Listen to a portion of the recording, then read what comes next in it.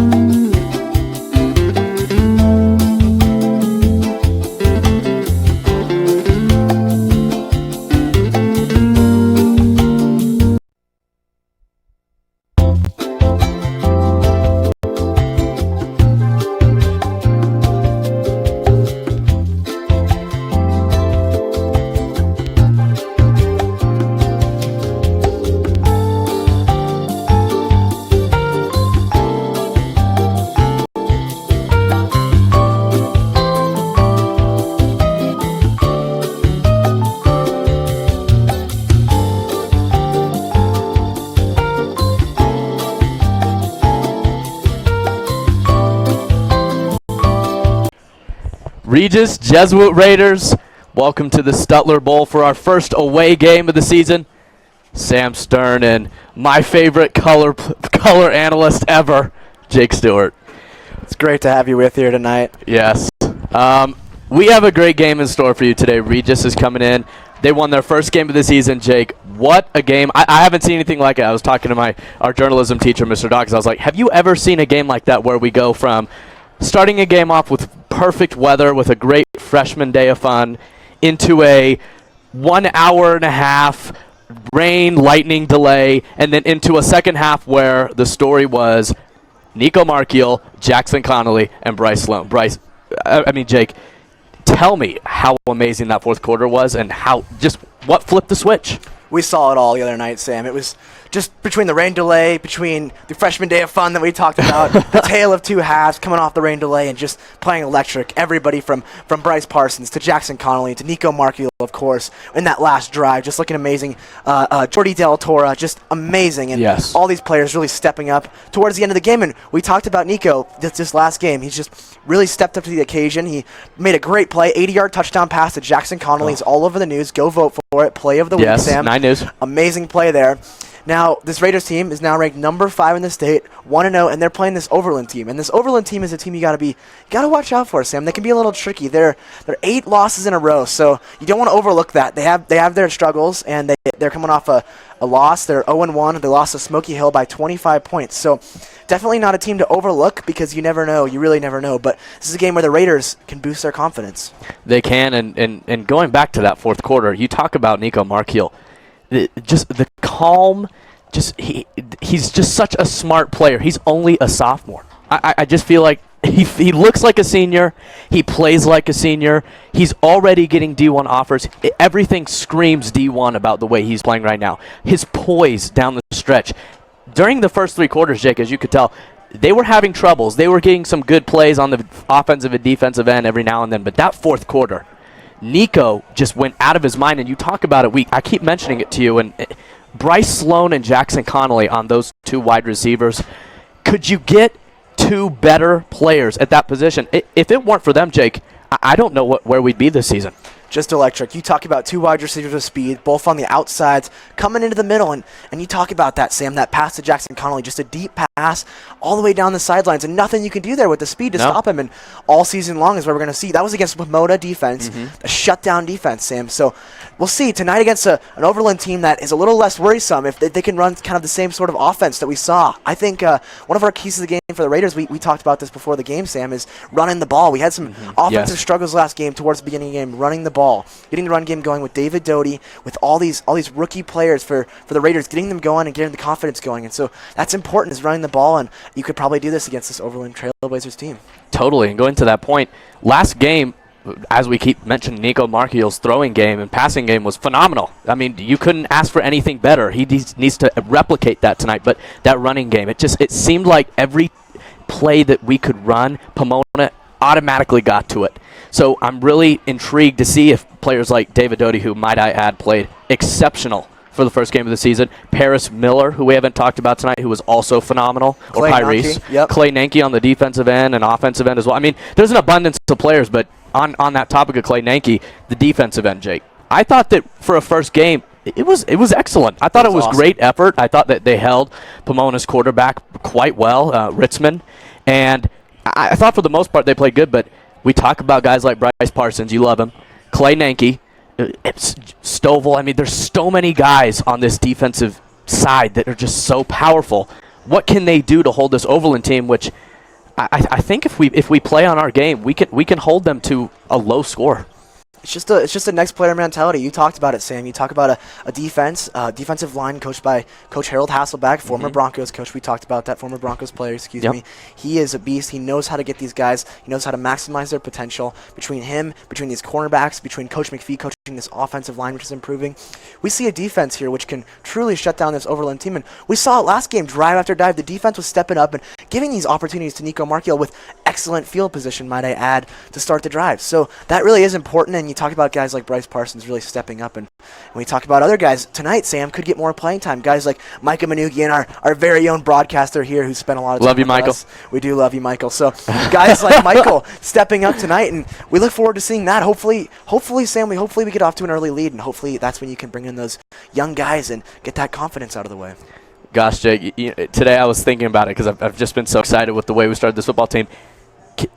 The young core that we have for the next 3 years, it's really exciting. It's unbelievable. Nico Markiel, David Doty, Clay Nanke, so many more. Paris Miller. I mean, all these guys are sophomores through juniors. We talked about it, Sam. It's crazy. Why can't we stay a few more years? I know. I want to watch it. Let's do it. Maybe they'll pay us to stay here and broadcast. Yeah.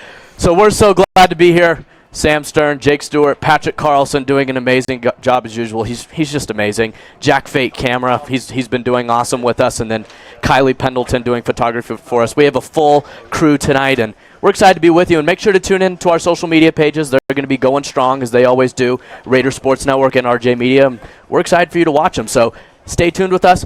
Patrick's going to play an episode of RJ TV with you, and we're so excited to be with you. We'll see you in about 15 minutes. And check out our coverage. Angela Surwa Marfo, Sam, is doing coverage of Francesca Belibi. How could I forget? Check that out. Yep, tonight is a Sports Center event for Fran Belibi, as you guys all know. She's a dunking sensation. So they're doing a little honor for her at Hoops Park in Aurora, so make sure to check out her coverage. She's an award-winning social media. Huge night for RJ Media tonight. We're Huge, excited. huge We night. can't wait. Can't wait. Stay tuned with us. We'll see you in 15 minutes.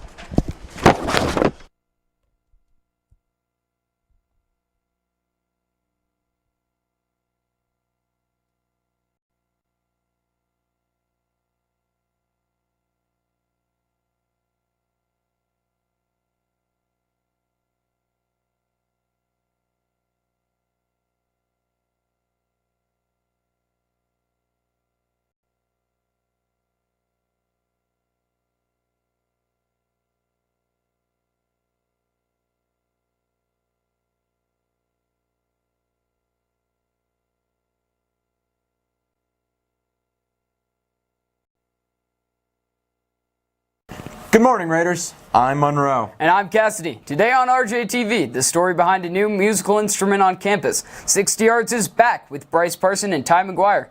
All that and more on this week's episode of RJTV.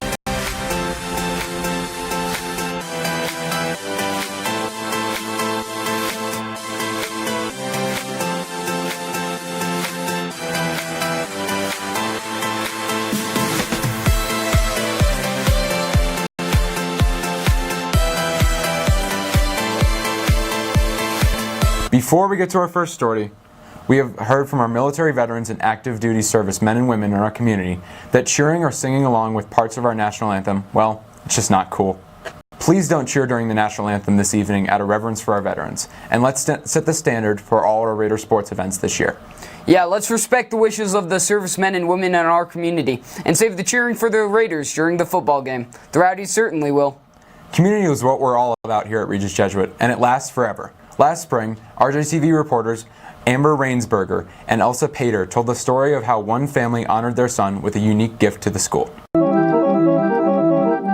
Professional organist Ken Mervine came in to teach students about a newly donated theater organ. Organ is my first love. And there's a story behind this organ. This theater organ was donated by Joan and Daryl Sandin. And these are parents who had a son come through Regis. He was an organist in his lifetime, and he unfortunately passed away. So Joan and Daryl donated the organ in his honor. And the organ itself, it's already being put to good use. Students Riley Davis and Claire Pauka got to play it for the first time in class. It was like a new experience, kind of just to try playing something new. And just, I've never played the organ before, and so it was definitely different. Hammers for pianos and tarantulas for an organ. It's a lot more sensitive, I guess, so when you touch, like, it makes the sound no matter what. Yeah, like the sound is the same no matter how hard you press on it, like any amount of pressure applied, it just sounds the same, whereas pianos, like you can control like how much sound you want to come out of the key. Like many new organists, Mervine fell in love with the organ right away, and we bet Regis Jesuit students will too. Thanks, Amber and Elsa. RJ fall sports are here, and soccer, golf, tennis, field hockey, softball, girls rugby, and cross country are all in action. Girls volleyball hosts the Jam tournament this weekend at Gold Crown Fieldhouse. And tonight, the fans will be filling the stadium for the football season opener. RJTV reporter Peyton Parsons walked the field with her brother, Bryce, and teammate Ty McGuire in the return of 60 yards with... What makes Regis different from any other football team? Probably the small group of seniors that we have, which helps us form a much tighter group of leadership and helps us, grow as a model for the younger kids on the football team. What's your advice for younger players on the team? I would say play without the fear of failure and always give it your 100%, no matter what the situation is, even if you make a mistake. What has been the biggest overall improvement this year? Probably the fact that we're going two ways as every player is playing both sides. We get to, practice either more coverage and also route running. So we're practicing both sides of the game, which is a huge improvement over the years. Tonight, Ty and Bryce and your 17th ranked Raiders take on 14th ranked Pomona at 7 in the Lou Kellogg Stadium. Speaking of football, Will, What kind of weekend are we looking at for college? Number 11 Oregon versus number 16 Auburn, 5:30 p.m. at AT&T Stadium in Arlington, Texas. This is one of the most highly anticipated games of the year. Oregon gained several notable players from the offseason: wide receiver Juwan Johnson from Penn State, number 1 overall recruit, who Florida did lose, defensive end Kewan Thibodeau. Oregon star quarterback and projected number 1 quarterback in the draft, Justin Herbert, returns for his senior year. So Oregon's pretty pumped up. And Auburn, they have a lot to be excited about too. True freshman and 5-star quarterback Bo Nix. He won the starting job down there and is my pick to be the breakout freshman of the year. And Auburn also returns star defensive tackle Derek Brown, who will create problems for the Ducks, which is why I see Auburn winning this game with a score of 24-17. Looks like a really exciting contest. Can't wait to see what happens. Thanks, Will. William, did you get your raffle tickets for Mr. Lomas's class? I think I did. I honestly don't even remember what they're for. Sorry, Mr. Lomas, I don't think I was paying attention. Well, you can win a brand new, beautiful 2020 Toyota Corolla, and it could be yours just for these tickets. Don't forget to sell and return your Raider raffle tickets for a chance to win the grand prize of a brand new car provided by Stevenson Automotive. The winner will have their name drawn during halftime at the homecoming football game. You could also go home with $5,000 for second place and $1,000 for third place. Sell those tickets, maybe you'll win. Who knows? And if you sell it to someone who wins, you get a kickback, so. That's pretty cool. You never know what's going to happen to you. So one more reminder before we go. The club fair is today at lunch. This is your chance to become involved in some amazing clubs here at Regis Jesuit. For me, clubs are sort of a large part of who I am. In moving here sophomore year, getting involved in the club fair was a really impactful experience in my life that sort of, I found who I am here because of the club fair. And so, to all those who are new at Regis or old, join some new clubs. I'm a part of a bunch of awesome ones. You can join us here at RJ Media. But get out there, show your appreciation, and sign up for some clubs today, Raiders. Yeah, I always ended up signing up for way too many clubs, and but just choosing the ones and throwing out a big net, catching a few fish. Well, that'll do it for this episode. I'm Monroe. And I'm Cassidy. We will see you next week on RJ TV.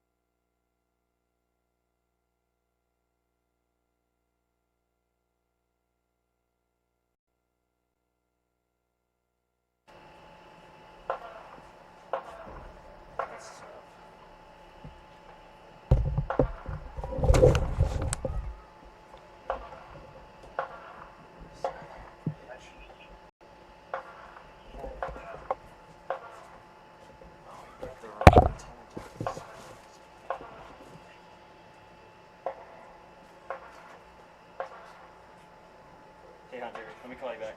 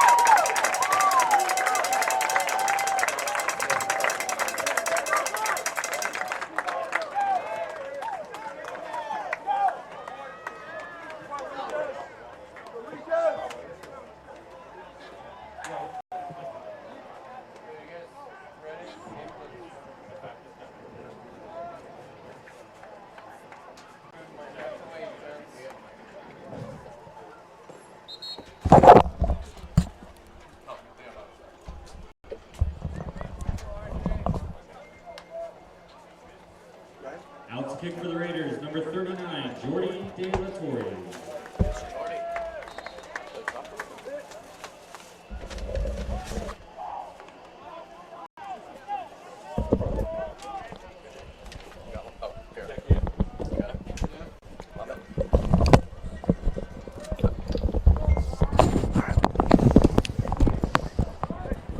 Give me a count in.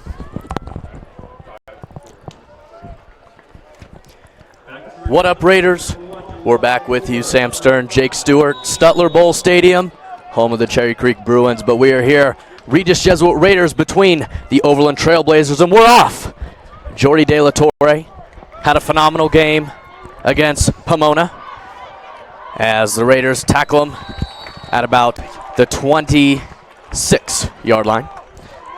So, Jake, we're getting started here, and Nico, Mark, or the defense are going to get their first run of the game, and we've talked about Bryce Parsons, we've talked about Clay Nanke, we've talked about so many other players that have been the key to the great start of the season. Tell me, obviously I know you talked to Bryce Parsons about how the game's going, but let me know what the defense is thinking right now about their chances against a team like Overland. I think this defensive team is just, they have their confidence up after last game. They know they shut down a Pomona team, so they know they're capable of shutting down this Overland team. So for this Regis team, it's limit your turnovers, and hopefully it gets them as well on defense. And there's one right there, possibly. Wow, what a way to start off the game. Goes way back. That's exactly the start the Raiders are wanting. And Sam, it gets to my next point. I was just about to talk about the Overland keys of the game, and I was going to mention an 0-1 team coming off a 26-48 loss against Smoky Hill. They've lost their last 8 games. I was really that's heading into last season as well. So a team really struggling, and they need to get back on track. So a win against the Raiders would turn that around, and the first thing that comes with that is limiting your turnovers, and we almost saw one there. You're right there. There is a flag here. So let's see what the deal is here. Looks like it's going to be 2nd and 10 at the 26.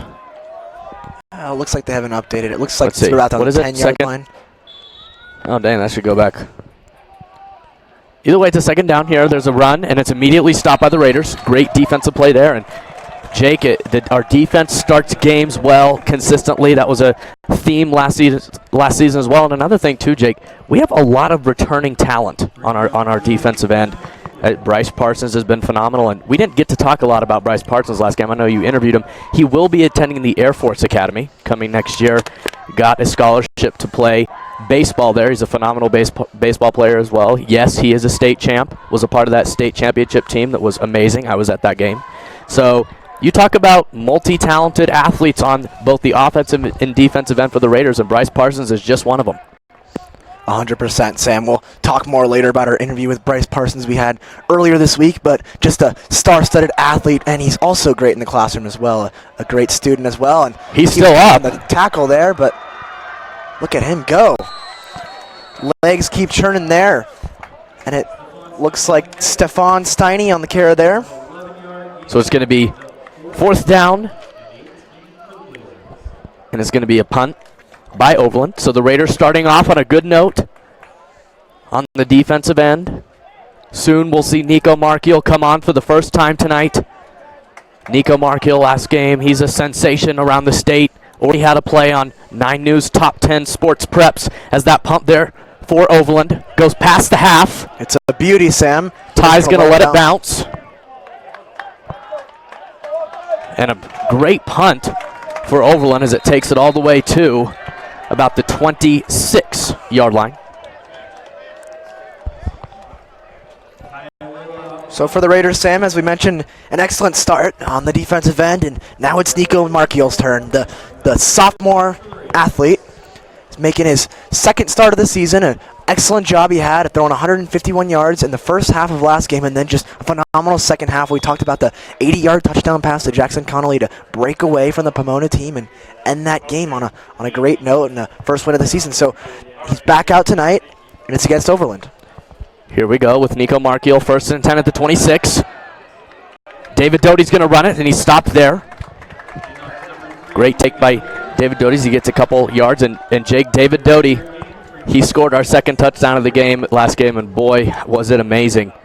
We have a team full of talent and young prospects that are really going to be great for the next couple years. You're right, Sam. We talked about it earlier with this run game, getting it going early, and a nice early run there for the Raiders. So it's a great start in the run game. Flag there. I have a feeling it's going to be on the Raiders. Let's see what they call. And Jake, something we didn't talk about as well, it was flag galore last game. I felt like every play that was a flag going on. I don't know what was going on with both teams. It might have just been rust. Yeah, I agree, Sam. Just a opening day rust, game 1, I think. I think that's something these Raiders coaches are trying to fix with the talent on this team. You know, you're going to see some flags early on, the youth of this team stepping up. And so that's something that, you know, will get better throughout the season. So hopefully we work on that tonight as well. Nico Markiel running, caught. Great catch. That was number 2, Dallas Macias. Great play by him, the junior. Dallas Macias, Jake, did not know this, just found this out a couple days ago, is also going to go play baseball. He's already committed to play baseball in college. He's a junior, and he's a phenomenal athlete. I can keep naming off the athletes who are just so good. Oh, he's a sophomore, my apologies. You see, I think he's a junior because he's so talented. He is so talented. Coming from the talented Macias family, Sam. Yes. Talk about a sports family right there. Oh, stacked full of athletes. So 1st and 10 here for the Raiders, moving the chains. Here we go here. Great catch. Clay Nanke getting involved. Wide the 6'6" monster. The basketball frame, Sam, and we've seen yes. it. We talked about him playing basketball last game. He's multi-sport athlete and the biggest guy out there in the field for the Raiders, the tallest, excuse me, but he's willing to make plays every time, and he'll step up just like he did there. Yes, sir. Clay Nanke, he can dunk it all right, and he is very athletic. So here we go. 1st and 10 at the 45. Nico Markiel looking strong to start in his first possession of the game. Off the snap, That's Pyrese Miller taking a run. Pyrese Miller. And he stopped there. What a great run by Pyrese. He's looking confident on his first take of the game. Big run there from Pyrese Miller. That's a great way to start in his first carry of the game, and they'll function him out. And next thing you know, it's Derwin Taylor III getting some action in there. So great job by the Raiders. Just open it up on the run, and they're going to keep rotating these guys out tonight. So you're going to see a lot of running back by committee, as they call it, Sam. Multi running backs in there, and getting a lot of guys work tonight. So, and how stacked is it? Pyrese Miller, Derwin Taylor III, and David Doty. Come on. Doesn't get much better than that, No, Sam. it doesn't. We do miss our Keon Martinez. Oh, who had a great Jake, game. We'll don't talk get me about that started. later. But don't get me started. Nico Markiel, good throw. Nico Markiel looking really confident. Wow. Dallas Macias getting another catch. He's starting the game strong. That connection is working. Talk about Macias playing both wide receiver and defensive back. We talk about him being a multi-sport athlete as well. You talk about him playing baseball, Sam. But a lot of athletes on this Raiders team playing multi-sports, and so it's great to see them stepping up. We talk about Bryce Sloan on the outside here. Look, I'm telling you, Sam, look for him on this play. Here we go, Nico Markiel, 1st and 10 at the 15. Nico Markiel off the snap, hands it off to Derwin Taylor III, and he's tackled there, gains a couple of yards.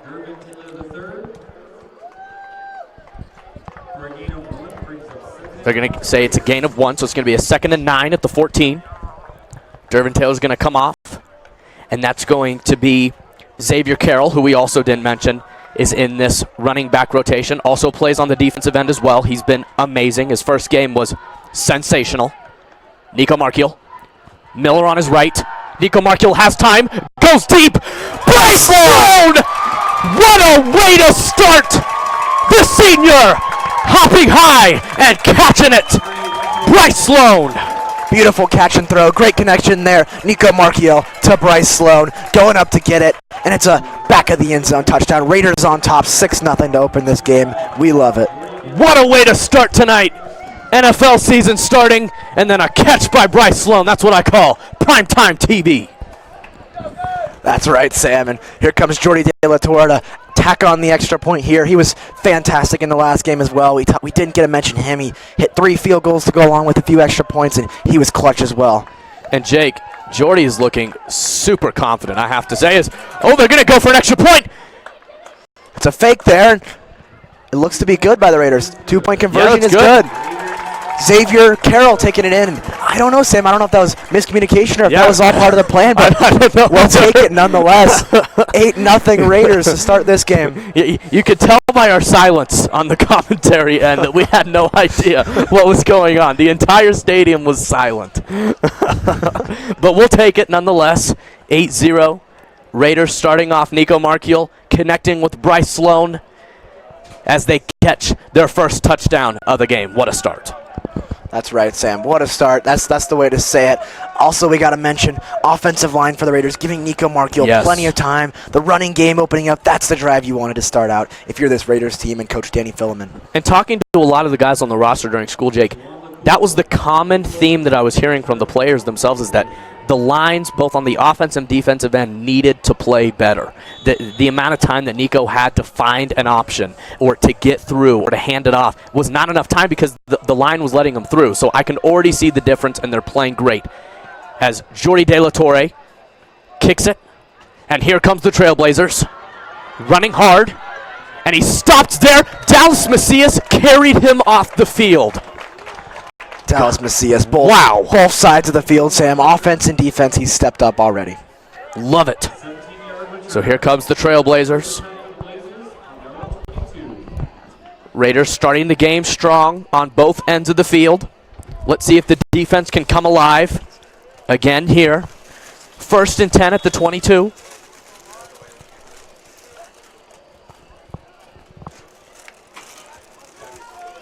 Here we go.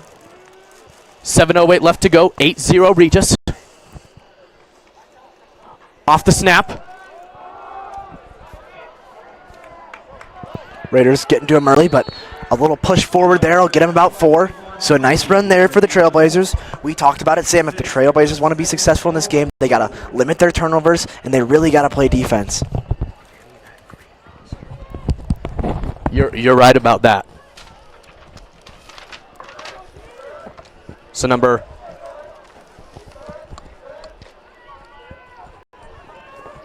11, Keon Regan, not able to get his stuff off to start. Here we go. Great run by Overland. That's going to get them a first down. Great handoff.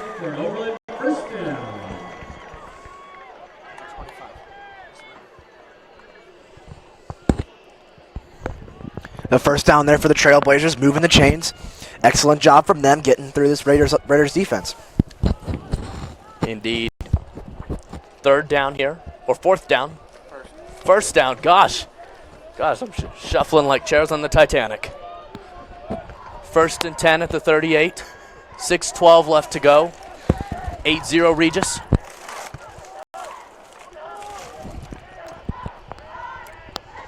Off the snap. Overland.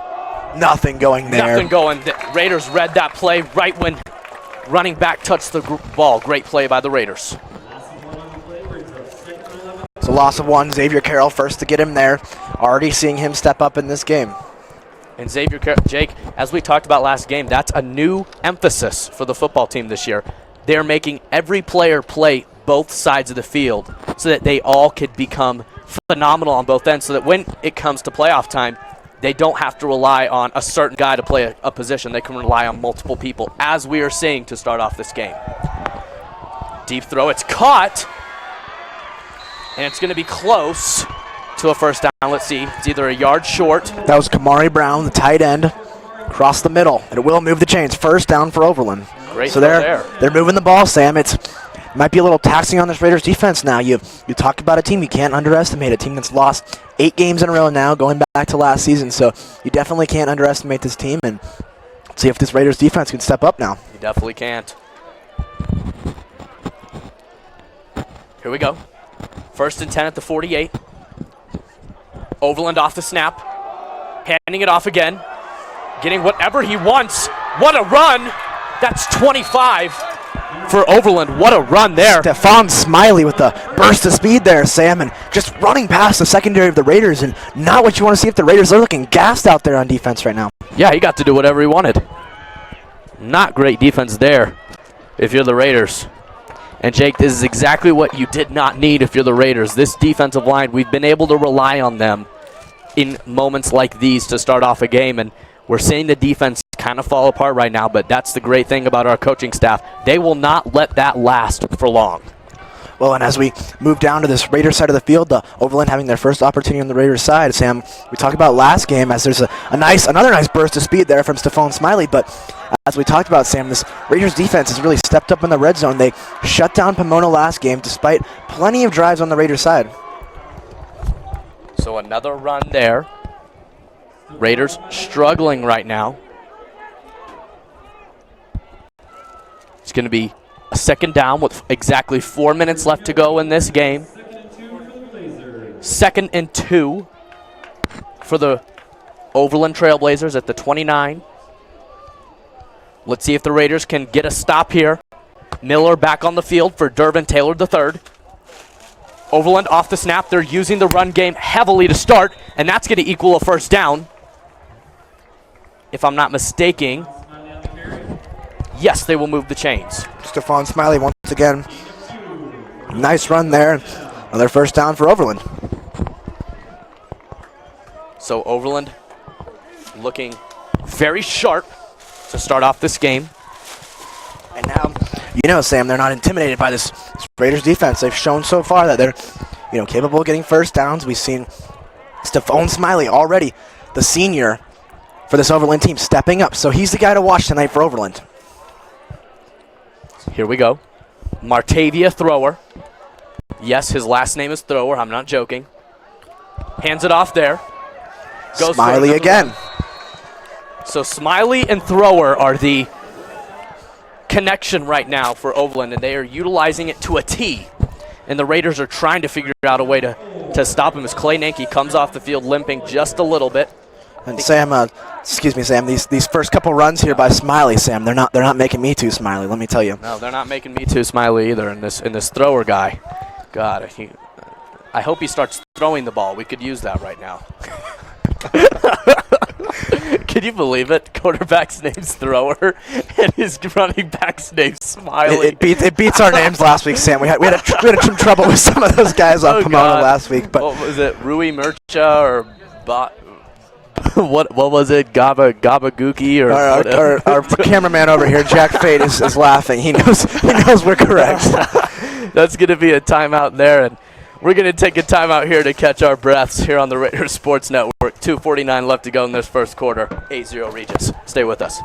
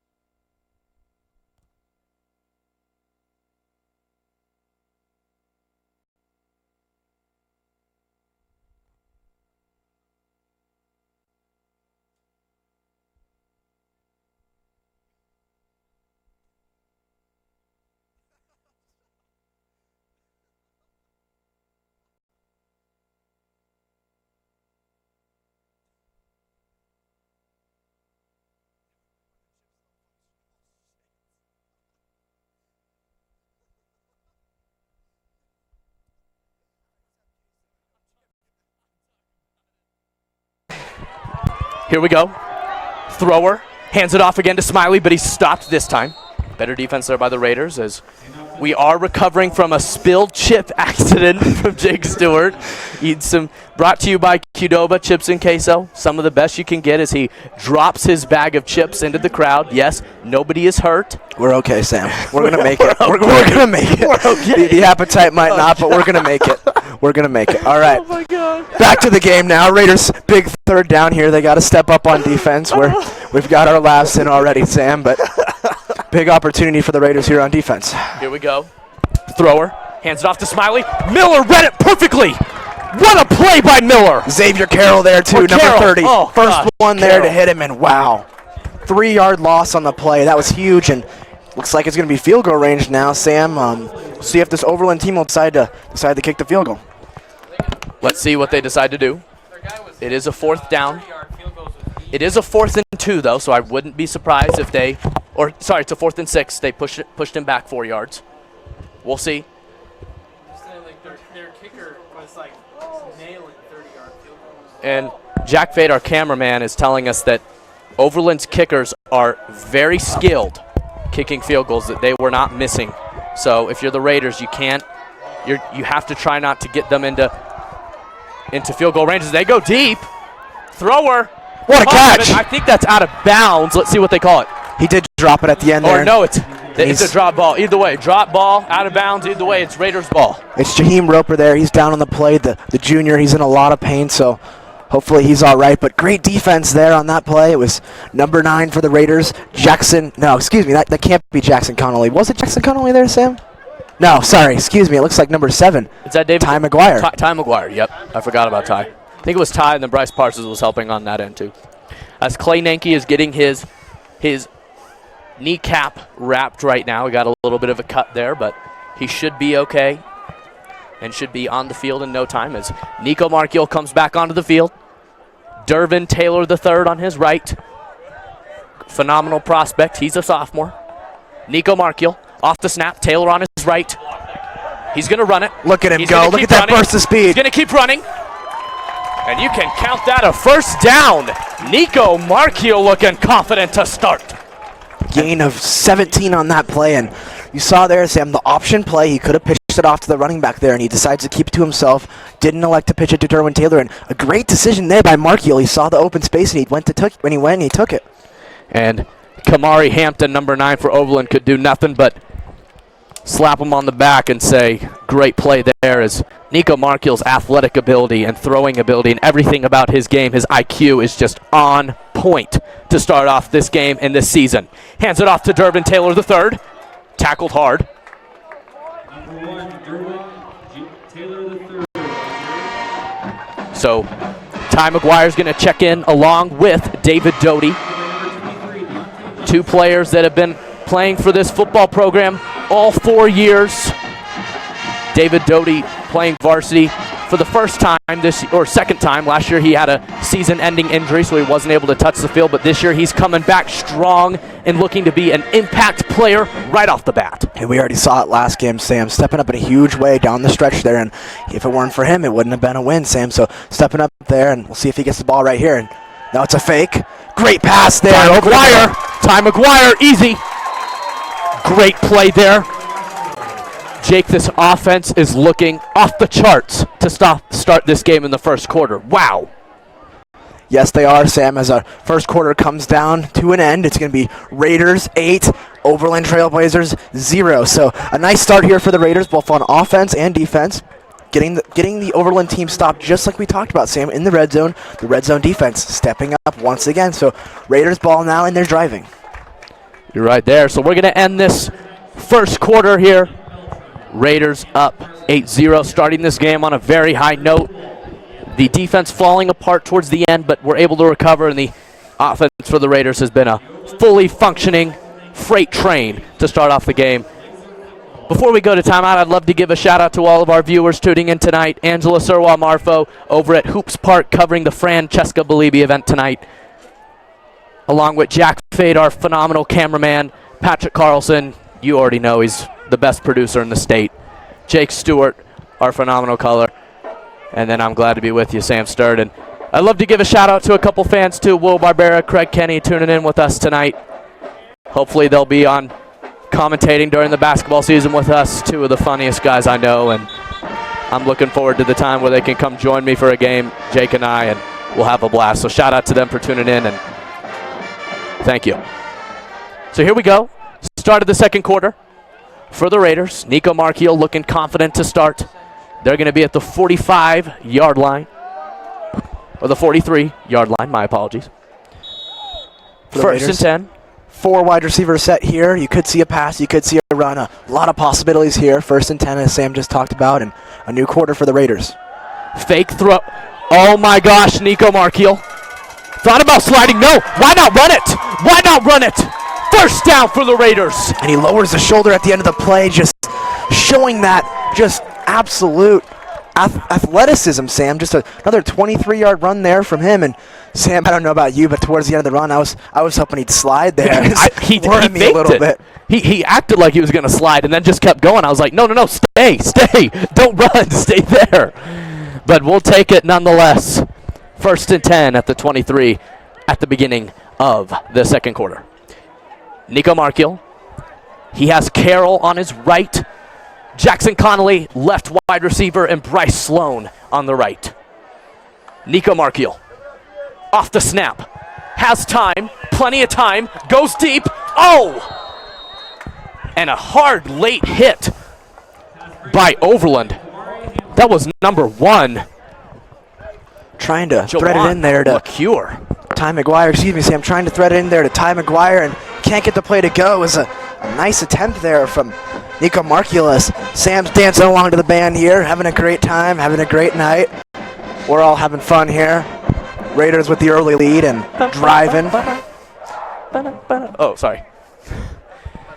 Here we go here. Second and 10. Yeah, in the words of Patrick, why can't we have a pet band like that? We do have rowdies, Sam. We do have rowdies. I wish they had trumpets and some other instruments. Nico Marchiel, a little side throw. Jackson Connolly. Good play there by the Raiders. And that's an excellent play. You want to see a lot of those screen passes, Sam, right off the snap. You hit one of your speed receivers, Bryce Sloan or Jackson Connolly, and you just let them go. You let them fly on the outside, and with that open space there, you see, Sam, that was, I think, an 8-yard gain there, but we'll take it. It's something a great play to start first down, and something you can get going just about every play there. For sure. A 7-yard gain there for the Raiders. A great sidearm throw there. 3rd and 3 at the 16 for the Raiders. Nico Marchiel. Paris Miller on his right. Why throw it or take it? And touchdown! Nico Marchiel adds a touchdown. Wow! Outstanding run there by Nico Marchiel, taking it in himself. Fake pitch there, and he took it himself. Had all that open space. He took it, and he scored. Second touchdown of the game for Marchiel, and it's 14-0 Raiders on top. Jake, Overland let him run into the end zone. He took it and basically walked into the end zone.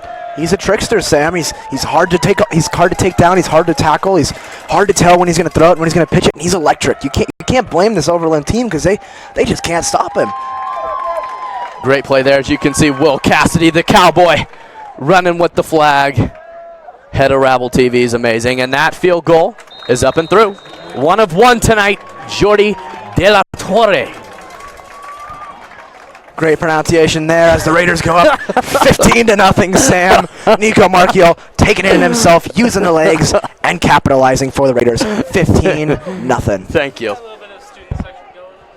So 15-0 Raiders to start. 11:05 left to go in the second quarter. We're just starting.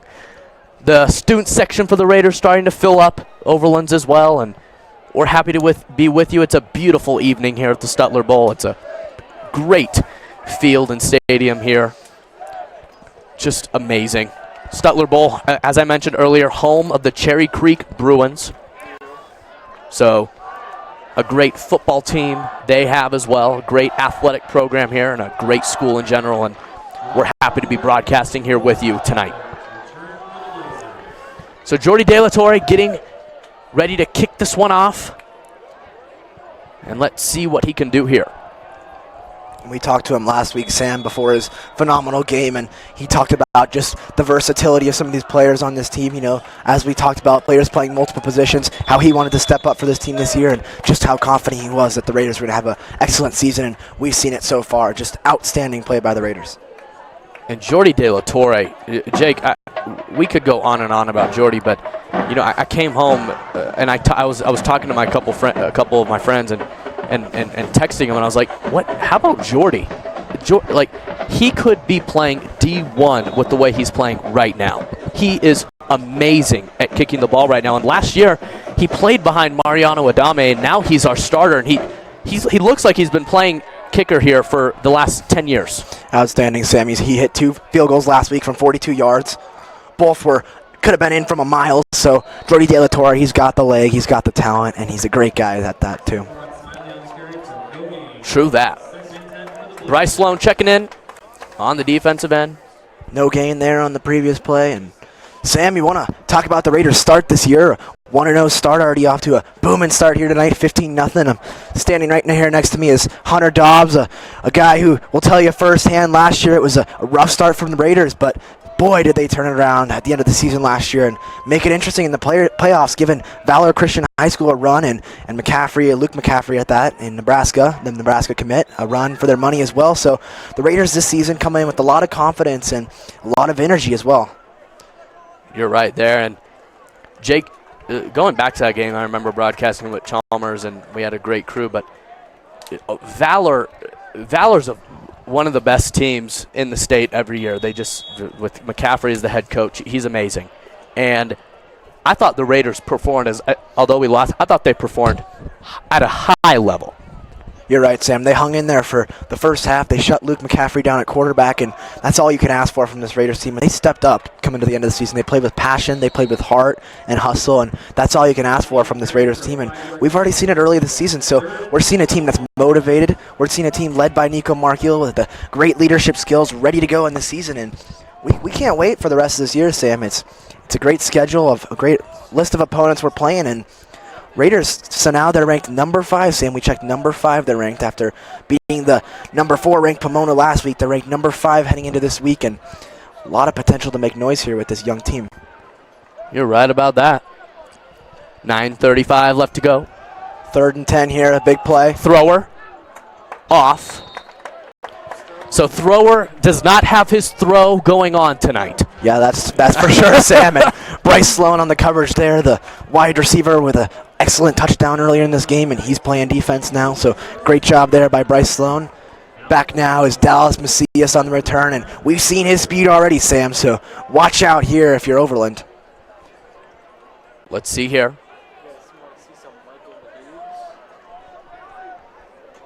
Overland gonna punt this one. Interesting snap there, but it's caught. Fair catch. Call for it. Dropped there by Macias.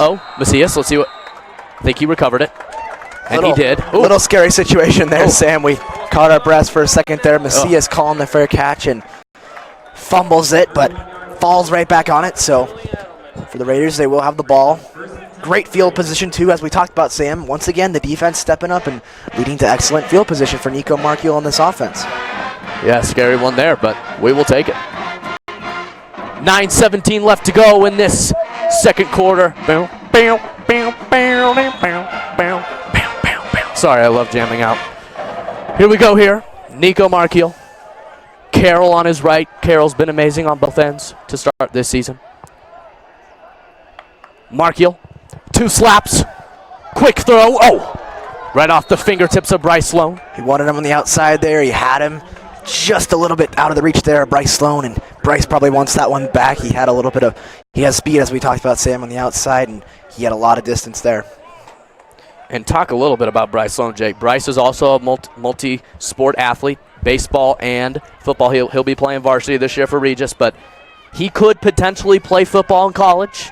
I've been hearing some rumblings, but just rumblings right now, but wouldn't that be awesome if he could play D1? 100%, Sam, and you talk about this Sloan family. Look, Markiel go lowering the shoulder there. That was a scary one. Another run there, another option play, and Markiel deciding to run again, lowering the shoulder, but getting back to the Bryce Sloan era. His family, Caleb Sloan, also the baseball player, committed to TCU. He's now a pitcher there. So another family along with the Maciases and the Parsons as well. An excellent sporting family with all kinds of athletes playing all kinds of sports, Sam. And we love it for this Regis Jesuit community. Excuse me there. We do. It's a great sporting school, and we're so thankful for all of our athletes. So a third down now for the Raiders. Big play. Markiel stepping up. Oh! Off the fingertips again. And it looked to me there, Sam, like he put a little bit too much mustard on there for Jackson Connolly, who couldn't hang on. It was just a little bit out of the reach there, and so it might be the first punting situation for the Raiders, but it looks like they're going to keep the offense out there on the field. And with the way Markiel has started off this game, I would. I mean, we're up 15-0 with 8:31 left to go in the second quarter. Why not? And we've seen a little bit of everything, to your point, Sam. Some running from Markiel, some passing, some excellent run game here from the Raiders between Pyreese Miller, among others, Derwin James, Taylor, excuse me.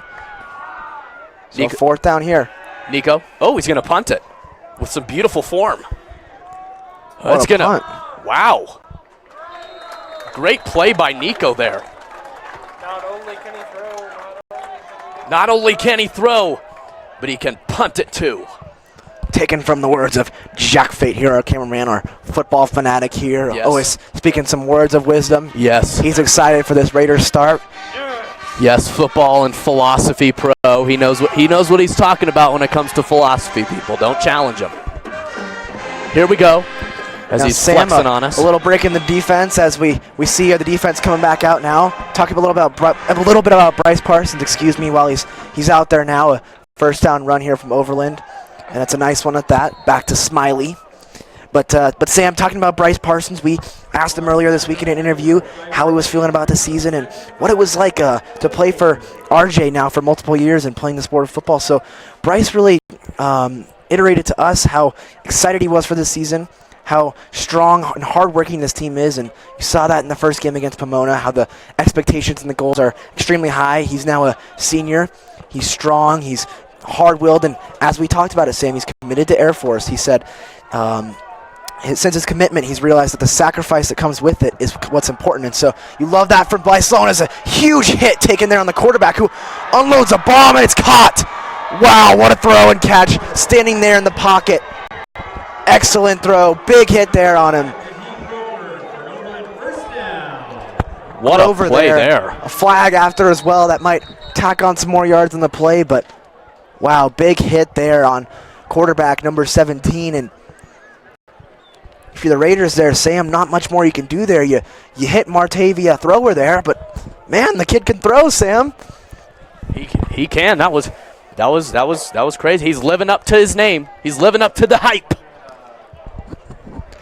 Now going back to Parsons, Sam, and talking about the service he wants to give to this country, it's great to see that. He's got many family members passing on to the service, and he wants to give back to his country. You love to see that. And talking to him a little bit more about this multi-position sport that he's playing in. He's playing both corner and wide receiver this year, so for him, it's exciting because it's his first time really picking up both positions since 4th grade, he talked about. And so he said the pressure is really, really on, but he said he's excited. So he's got to give some credit to his coaches as well. He told me to make sure to give credit to his coaches, but want to thank Bryce for his time this week, giving us time to interview him and talk about him and his accomplishments. The Air Force commit, we're proud of Bryce. So excited to see him the rest of the season. And what a student athlete he is, Jake.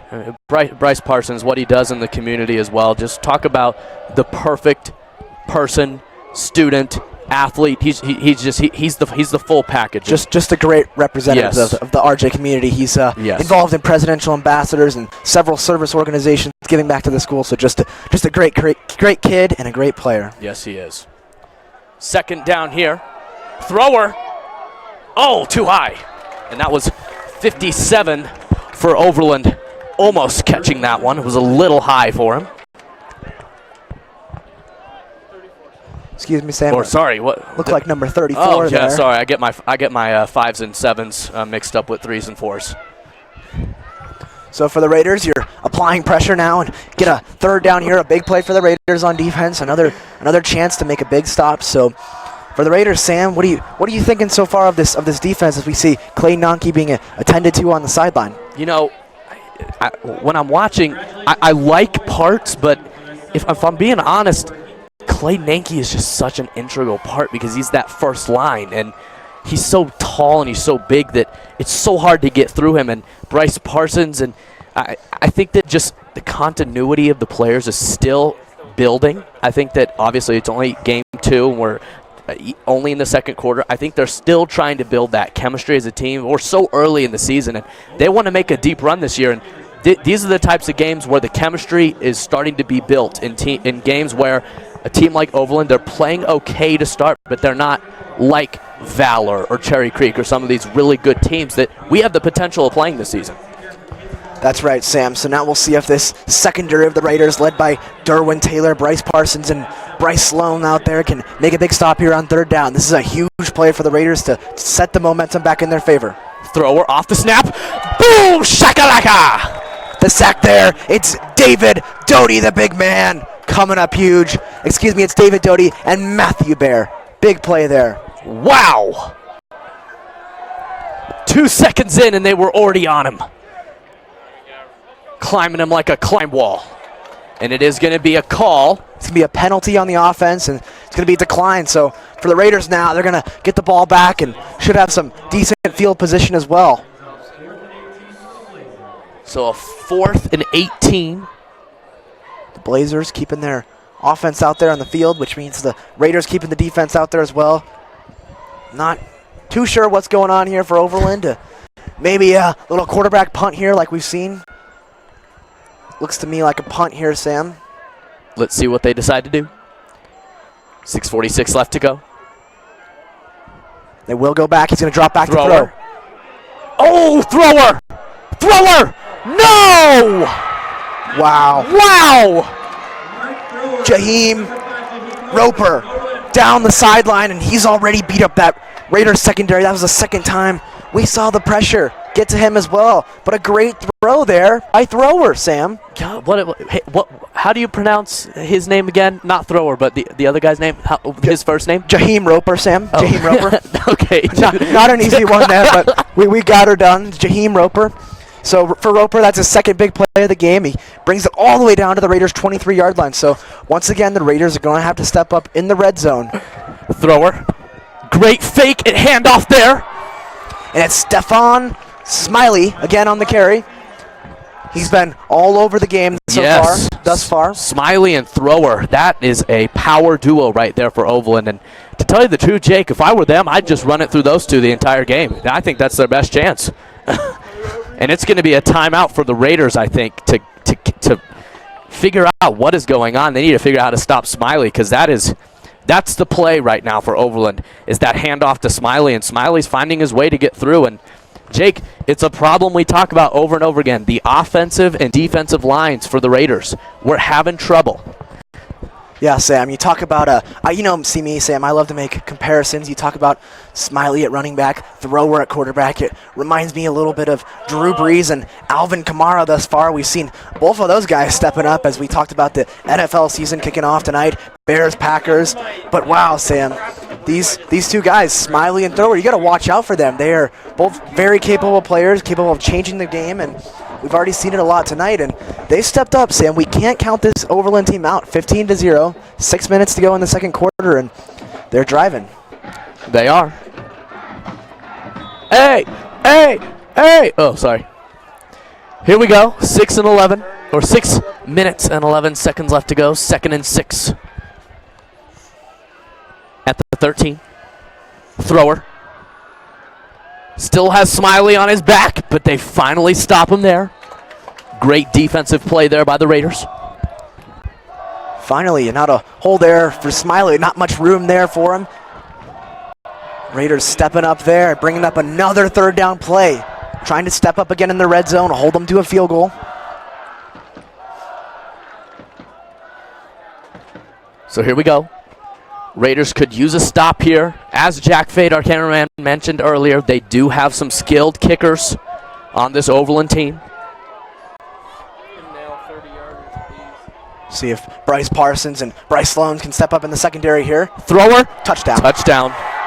Not good defense there by the Raiders. They let him get there. And Jake, this is one thing I'm mentioning. Maybe I'm wrong, but Bryce Sloan, he's a talented player, don't get me wrong, but I think that he's having troubles right now figuring out the defensive situation. I don't know if it's a communication issue or what it is, but it's usually his area of the field that it's starting to get those open looks. I agree, Sam. We've seen the middle of the field just wide open there on several occasions, and that one's going to really hurt the Raiders. It cost them. It was Kamari Brown across the middle, the tight end for Overland. He stepped up in a big way too. So Smiley, Brown, and Thrower, the trio now for Overland, if you want to say it, and they're going for 2, Sam. Let's see what they can do. Thrower, Smiley. They stop him. Shut down.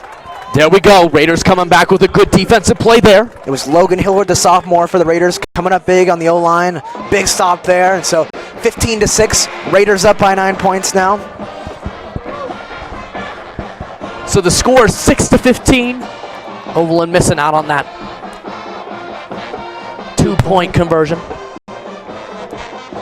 Now for the Raiders, Sam, a little while there without Markiel getting the ball. Back in his hands now. We've seen the dual threat ability, the rushing and the throwing. So we've seen guys like Bryce Sloan and numerous guys out there. Jackson Connolly already stepping up. The run game's been solid out there. Derwin Taylor stepping up. Now Tyrese Miller as well. Now Sam, what do you think for the Raiders? 5 minutes remaining in this game, in this half, What do you think is the key to getting back on the board here and getting the momentum back in their favor? I think the biggest thing for the Raiders is staying calm, cool, and composed. I think that's something that not just the Raiders, but a lot of high school football teams struggle with, is staying composed when you have defenses that are getting through on a regular basis. And Jake, as we've mentioned with the lines, there are tendencies for them to kind of let the defense just run through. So it's just a matter of staying composed, knowing who you're going to pass it to before you get the ball. It's just always knowing what you're going to do beforehand. A little squib kick there for Overland. It's going to be picked up there by number 11, Andrew Kolick, the junior. Now, Sam, a little quick update for you.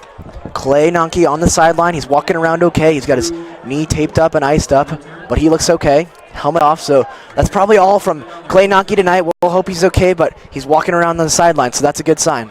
And Jake, as much as we could use him tonight, I think that if it is a serious injury, that they rest him, because he's going to be huge coming down the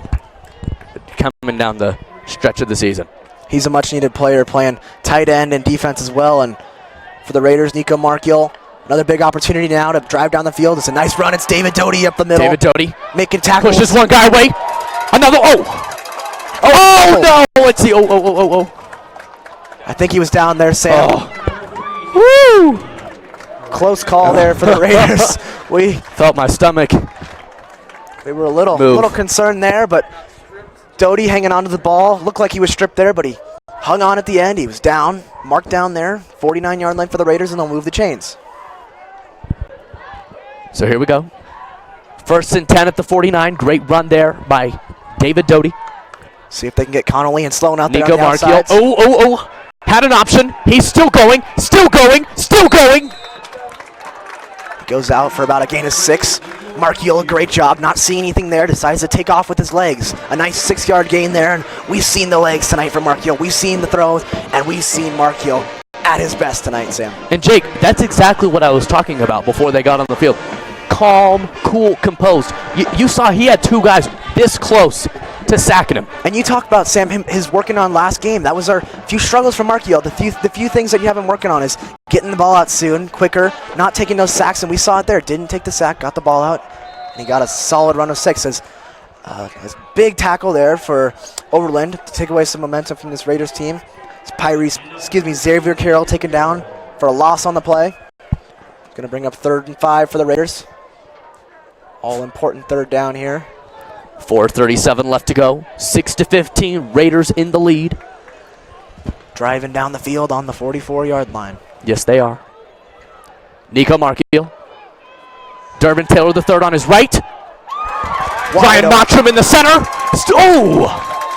But he got it for a big first down play. Gain of 22 there from Brian Mottram. Yes. The fullback, wide open in the middle of the field. He's a fullback. He's a tight end, and he's a linebacker, Sam. Brother of Billy Mottram, the basketball player, and the swimmer. So for Brian Mottram, making some noise on his first play of the game there. Continuing a nice drive here from the Raiders, both from Marchiol and from his receivers here. Already working their way to the red zone on a quick drive, up 15-6. 4 minutes left to go here. Nico Marchiol looking over to the sideline, getting his play ready. Pyrese Miller on his left, or Durbin Taylor the third, my apologies. Great throw there. Dallas Macias, fake spin move, still up. Oh, that spin move. I thought he was going to stay in bounds, Jake. Me too, Sam. We saw him make 2 defenders miss there, the spin move, and just couldn't keep that left foot in bounds there. But nonetheless, a great play there from Dallas Macias, as you mentioned, Sam, the sophomore sensation.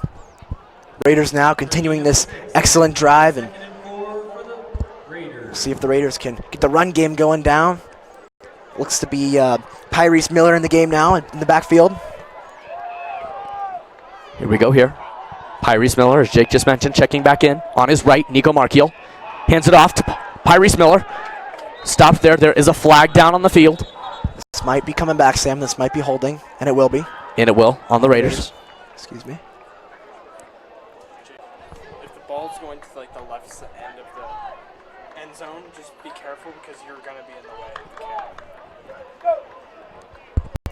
For the Raiders, Sam, you talk about an excellent job by the offensive line. They don't get talked about enough here from the Raiders, coached by Coach McPhee, and this excellent coach and excellent teacher for the Raiders. Is a penalty on them there, but they've done a great job all night keeping Marchiol on his feet, keeping him, making sure he can make the plays that he does, and they got to get credit, Sam, because if it weren't for them, these guys led by just several talented offensive linemen here. You talk about, Sam, players like Micah Manukian. Excuse me, Micah Manukian's not playing offensive line, Sam.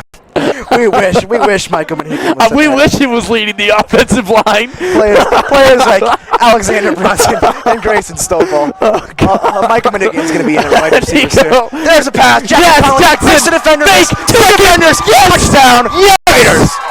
Jackson Connolly. One side move to the right. One side move to the right again, and he got it.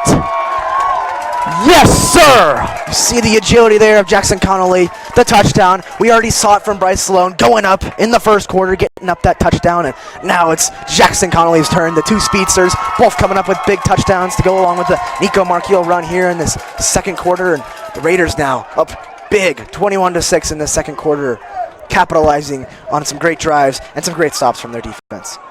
Yes, what a play. Jackson Connolly to start off this season has been cash money. So here we go. Dallas Macias going to hold this one for Jordi. Get ready, Jake. De La Torre. Boom. Textbook. Dead center, dead eye. 2 of 2 tonight. He's just about automatic, Sam. He is. The junior. The big junior. Jordi De La Torre. The Bull. Yes, sir. 3:27 left to go in this second quarter. 22-6. Raiders trying to gain a even bigger lead going into this halftime period. This broadcast cannot be possible without the excellent camera work of Jack Fate here. Patrick Carlson, the excellent Patrick Carlson out here on the camera. On the producing. Kylie Pendleton taking pictures today. Yes, she is. Kylie Pendleton and Armando Maldonado do a great job for us on the photography side of things. And we'll give a shout out to Angela Serwa-Marfo. You saw it on your phones, iPads, computers, whatever you look at your social media for. She was there with Francesca Belibi, the dunking sensation, tonight at Hoops Park. And we are so glad that she was there to cover Fran and Jake. Francesca Belibi, I cannot say enough about how nice she is, and boy, is she just an amazing athlete. Oh, my goodness. Student athlete, Sam, a student athlete. She's an onside kick here from the Raiders, what looks to be an onside kick, and good effort there from the Raiders. We saw it last game, Sam. Coincidentally, Jordi De La Torre kicked the ball about to the 20-yard line towards the end of the game last game against Pomona. The wind, the nice bounce, everything coupled together. And we just had a little luck on our sides that game, folks. But a great play nonetheless. Jordi De La Torre. It resulted in Raiders ball on the 20-yard line, and it was a turning point in the game. So Jordi De La Torre, why not? Why not give it a shot? And for the Raiders, now they're on the 42-yard line. Overland is of their own. And so they're going to have a little ways to go. They got nice field position. So if you're Overland and Thrower and Smiley and Brown, and so you got talent back there. So for the Raiders, you can't sleep on this offense. Thrower, 1st and 10. Throw to the side, fake, still going, and Miller stops him there. Jawan Lacour. I hope I pronounced that one right, Sam. It didn't sound French enough, but I'll let it slide. Lacour. How's that? God, you're struggling. Sorry, we're both Spanish speakers, not French speakers. Yeah, we're both originally from Mexico. we're still learning English. 1st and 10 here at the 42-yard line. 3:18. Oh! Boom! Shakalaka again. Wow! Second sack of the game. Matthew Bear stepping up big time. The Bear. Yes. Reaching out those big bear claws, Sam, as I want to call them. The bear claws from Matthew Bear. Stepping up, wrapping up Thrower. Big sack there for the Raiders. Yes, sir. Thrower did not see it coming, and Bear ate him alive. 2nd and 10 here. You better hide your lunches, Sam, because Bear's gonna come for him. Picnic baskets, the whole 9 yards, Sam. Here we go. Here, Thrower, high. Oh, nearly intercepted there. Gosh, that was a close one. Was that David Doty? I think it was David Doty. Yes. It was off the fingertips of Kamari Brown. It should have been caught there. Close. So a nice throw there by Thrower to Brown. And you've seen the connection already today, and Brown's going to want that one back off the fingertips, but should have been a catch. The Raiders, an opportunity for an interception there, but another third down opportunity here. 3rd and long, 18 once again for the Raiders, and a big opportunity for a stop here, and hopefully get the ball right back in Nico Markill's hands. Let's see how it goes here. 3rd and 18 at the 46. Thrower with Smiley on his back. I feel like I don't need to say that anymore. Oh, look at the pressure. Let's see what they can do. High throw. Nowhere. Great coverage by the Raiders there. Xavier Carroll, applying the pressure there to Thrower. And Thrower, man, he's been just absolutely punished all night, Sam. The pressure from the Raiders has been relentless, and so Thrower's been running around for his life. And another punt coming up for this Overland Blazers team. He's been dynamite. The young talent, Jake. I'm telling you, I'm going to keep talking about it. It's mind-boggling. Back there for the Raiders is Pyrese Miller rotating out returnman now. Miller back there getting some work. See what he can do returning. Here we go. Another punt for the Overland Trailblazers. Oh no! How about a run? Oh, and a wow. And an excellent one at that. So wow, that was great. Some interesting strategy there from Overland, Sam. A little scary there after Overland. A little worrisome. Run into the sideline. I thought he was going to run out of bounds there for a second, Sam. But great punt there. Gonna put the Raiders inside their own 20. It looks about the 10-yard line. So a long field now for Mark Hill. A approaching 2 minutes, but boy, Sam, we saw it last game at about that 2 minute mark. Same mark towards the end of the game, and we've seen that he can do it. He can drive. So this is Nico Markiel time, guys. Yeah, what an interesting play. In the words of Jack Fate, he did everything there. He did everything you could possibly do. He even threw some dancing in there. All he needed to do is some vocals. 2:22 here. 6-22. Raiders in the lead. They want to add another 7 to the board if they can and make this a blowout going into the half.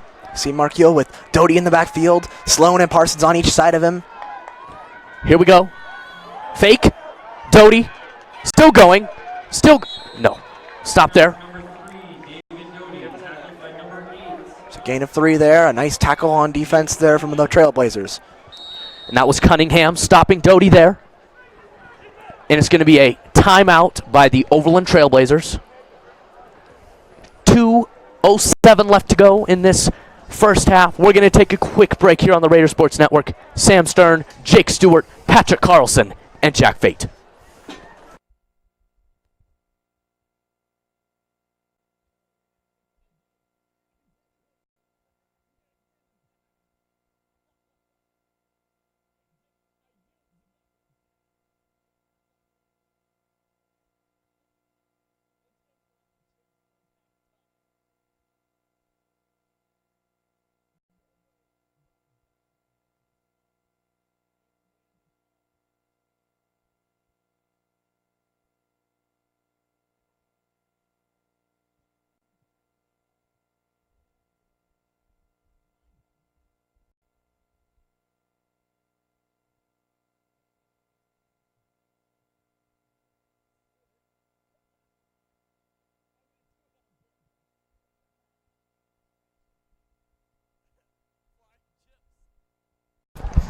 Here we go. 2nd and 7 at the 14. Nico Markiel. He's looking deep. Going deep. Oh! Just through the hands of Dallas Macias there, and he had What a play there by Nico. so much open field there for Dallas Macias. Man, he wishes he had that one back, Sam.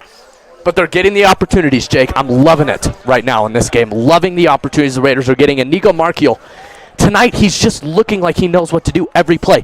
When it looks like it's congested and they could get to him, he slides through in the pocket and immediately looks for that open receiver. And God, he's been playing great. You've talked about it, Sam. Keeping his composure. He's comfortable back there. He's not letting anything get in his way, and that's what you got to do, is particularly against a team like Overland, where you know you can get your offense running, and another option play there, run, and that one's finally pitched off to the running back, and look at him go. Is that David Doty again?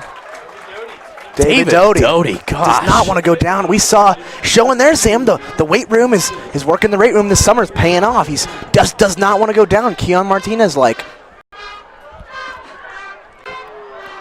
Gosh, Jake, this pep band. Gosh, maybe we need to hire them for a birthday party to play music. Maybe at Raider Sports Network's anniversary party or something. We can have them come play for us or something. They're absolutely phenomenal. I'm loving it, Sam. I'm loving it. Nico Markiel, beautiful form. Jackson Connolly with the catch. Easy throw, easy catch. Markiel, gain of 9. We'll take it. And that's Get out of bounds, stop the clock. That's what you call, Jake, fundamental. Textbook, Sam. Absolutely textbook. So for the Raiders now, brings up a 2nd down and 2. They're driving. Minute 40 seconds left. See Pyrese Miller in the backfield. Excuse me, Xavier Carroll. God, there's so many of them, Jake. It's so hard to keep up. You're right, Sam. Between Taylor and Miller and Doty, it just the names go on and on. Oh! Markiel under pressure. Still going. Oh! God, Overland read it that time and were able to catch him. Markiel's so fast, though, that it was close. For Markiel there, once again, not seeing anything. That might have been a play there, Sam, where you go ahead and you throw it out of bounds. You don't let the clock run, so you don't have to burn a timeout, as the Raiders will do here. Going to burn a timeout here. Minute 31 seconds left. But still plenty of time. 3rd down play upcoming for Nico Markiel and this Raiders offense. So, Jake, obviously we're winning 22-6, and a lot of things are working to start off the game, but if there's something about this game offensively, we'll start here offensively, compared to last game, what are you seeing improvement-wise that we maybe didn't see last game? Well, I think we've already talked about it, Sam. I think it's Nico Markiel's composure his comfortableness in the backfield behind the line of scrimmage when he's under pressure. He's stayed calm. He's made plays with his feet. He's made plays with his arms, his throw-ins. But, Sam, you also got to talk about the running from this team. We've seen Pyrese Miller. We've seen David Doty. We've seen Derlin Taylor. The list of names, Xavier Carroll, the list of names goes on. But these guys have all stepped up in the backfield. We've seen, just in this offensive game, we didn't see it much last game, but we've seen Bryce Parsons and Bryce Sloan, Jackson Connolly, all these guys getting it done on the offensive end, which is making it a lot easier on this defense because they're getting rested on the sideline and they're ready to go. So for the Raiders now, let's see if this offense can now step up. Minute 31 seconds left and a big third down here. Here we go. 3rd and 2 here. Nico Markiel. Here we go. Carroll. Spin. It's a nice run there. And that's going to be a first down. And Mottram's going to come off the field as Ty McGuire will check back into the game. Nico Markiel. Carroll's going to stay on his right. Again with Jackson Connolly and Bryce Sloan. Going up. 2 wide receivers. Up-tempo offense here. Maybe a little too up-tempo here, Sam. Is that a flag? What's going on? Looks like they're going to talk to Coach. Coach Filman on the sideline.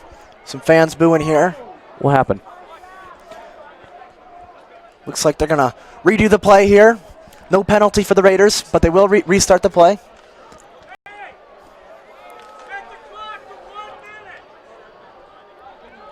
They're going to keep the clock winding down here. Nico Markiel looking to run this up-tempo offense. The hurry-up offense, as we call it. The 2-minute offense, as some people hear it. But he's looking to get it going. He's got the electric receivers. 4 outside. Big throw down the middle. Caught. Taking a hit there. Dallas Macias. Yep. Throwing it to the ref fast. They're trying to line up and go as quick as they can to hopefully get in field goal range so that Jordy can knock one in before the half if possible. You said it, Sam. Approaching 30 seconds. Markiel drops it deep back. one. Nico Markiel to Jackson. Connolly. What a play. The speed. He's got a step on him. Plenty of room. Plenty of space. Nice and calm. Easy throw there by Markiel. And a great play for the Raiders. You said, Sam, looking at this team for the Raiders, you say, okay, well, I'm back here at the 50-yard line. Not much time left. Normal teams would be panicked. But with the speed of this Raiders team with Bryce Sloan and Jackson Connolly, you take your time, you take one shot, and boom, red zone. Yeah, why be panicked? Why? Why? Nico Markiel handoff. Doty going. Go!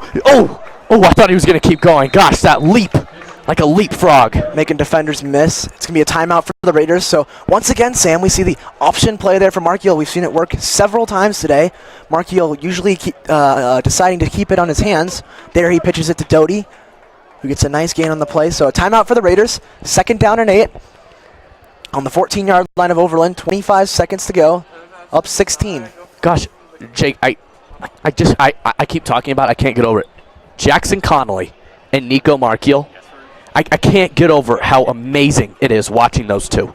The fact that he already knew, before he even received the ball, that Jackson Connolly was going to be beating his man, because obviously he's a track star, he's speedy, but the fact that he already knew who to give it to before he even got the ball, it shows how amazing his IQ is for a sophomore in high school, people. Not in college, in high school. It's unbelievable, and that's why, Sam, I was reading a Denver Post article this week following the game against Pomona, and they were praising the play of Nico Markiel, and that's what you love to see. That's the attention you want to get if you're a quarterback. You're getting recruited from scouts from colleges across the nation, so if you're Markiel, you're great news there, and looking at this game too, also scouts are here, so we want to tell you to stay tuned for our halftime breakdown of the game, the first half, which, Sam, I want to say it really couldn't get better than what it's been from so far on both the offensive and defensive sides of the field. Raiders taking the snap now. Markiel.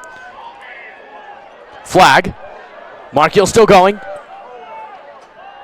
Oh, no. And it's intercepted there. Great defensive play there from number 1, and I do think it will count, Sam, because it looks like an offensive holding on the Raiders is the penalty. Not a smart play there by Markiel. So number 1 there, Jawan Lacour, as we said earlier, making a nice play for the interception. That's going to be declined. And for Overland, stepping up to close this half. You get a big interception, some momentum going into the half. So if you're Overland, a nice play there to, drive down this half and and really get a turnaround play. So for the Raiders, you get that offensive struggle for Markiel. That's the first time we've seen him all game, Sam. Forced to throw in there, and you see what happens. So for Markiel, a great game playing thus far, but one bad throw, and next thing you know, Overland's right back in it. So here we go. 14 seconds left to go. Let's see if thrower can throw some Hail Marys. Look for Brown on the outside. We've already seen him a couple times tonight. Number 1. No, you cannot! No! Oh, get there, get there! Oh. Great defense there. Mottram going crazy right now. And we're going to end it on a very high note there with a flag. Let's see what they're going to call here. Looks like it won't make too much of a difference as the players are running off to the locker room. Excellent start by the Raiders. First half, second half, everything you want to see in a first half for the Raiders. 22-6, heading into halftime. We'll come down with a breakdown for you in this second half. Great start from the Raiders. Yes, we're going to be back with you. 6-22 is the score going into the half. Sam Stern, Jake Stewart, Patrick Carlson, Jack Fate, Kylie Pendleton. We will see you in 15 minutes. Thank you.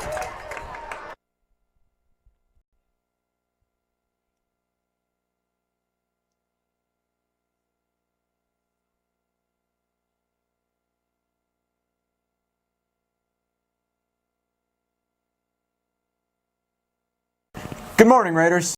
I'm Monroe. And I'm Cassidy. Today on RJTV, the story behind a new musical instrument on campus. 60 Yards is back with Bryce Parson and Ty McGuire. All that and more on this week's episode of RJTV.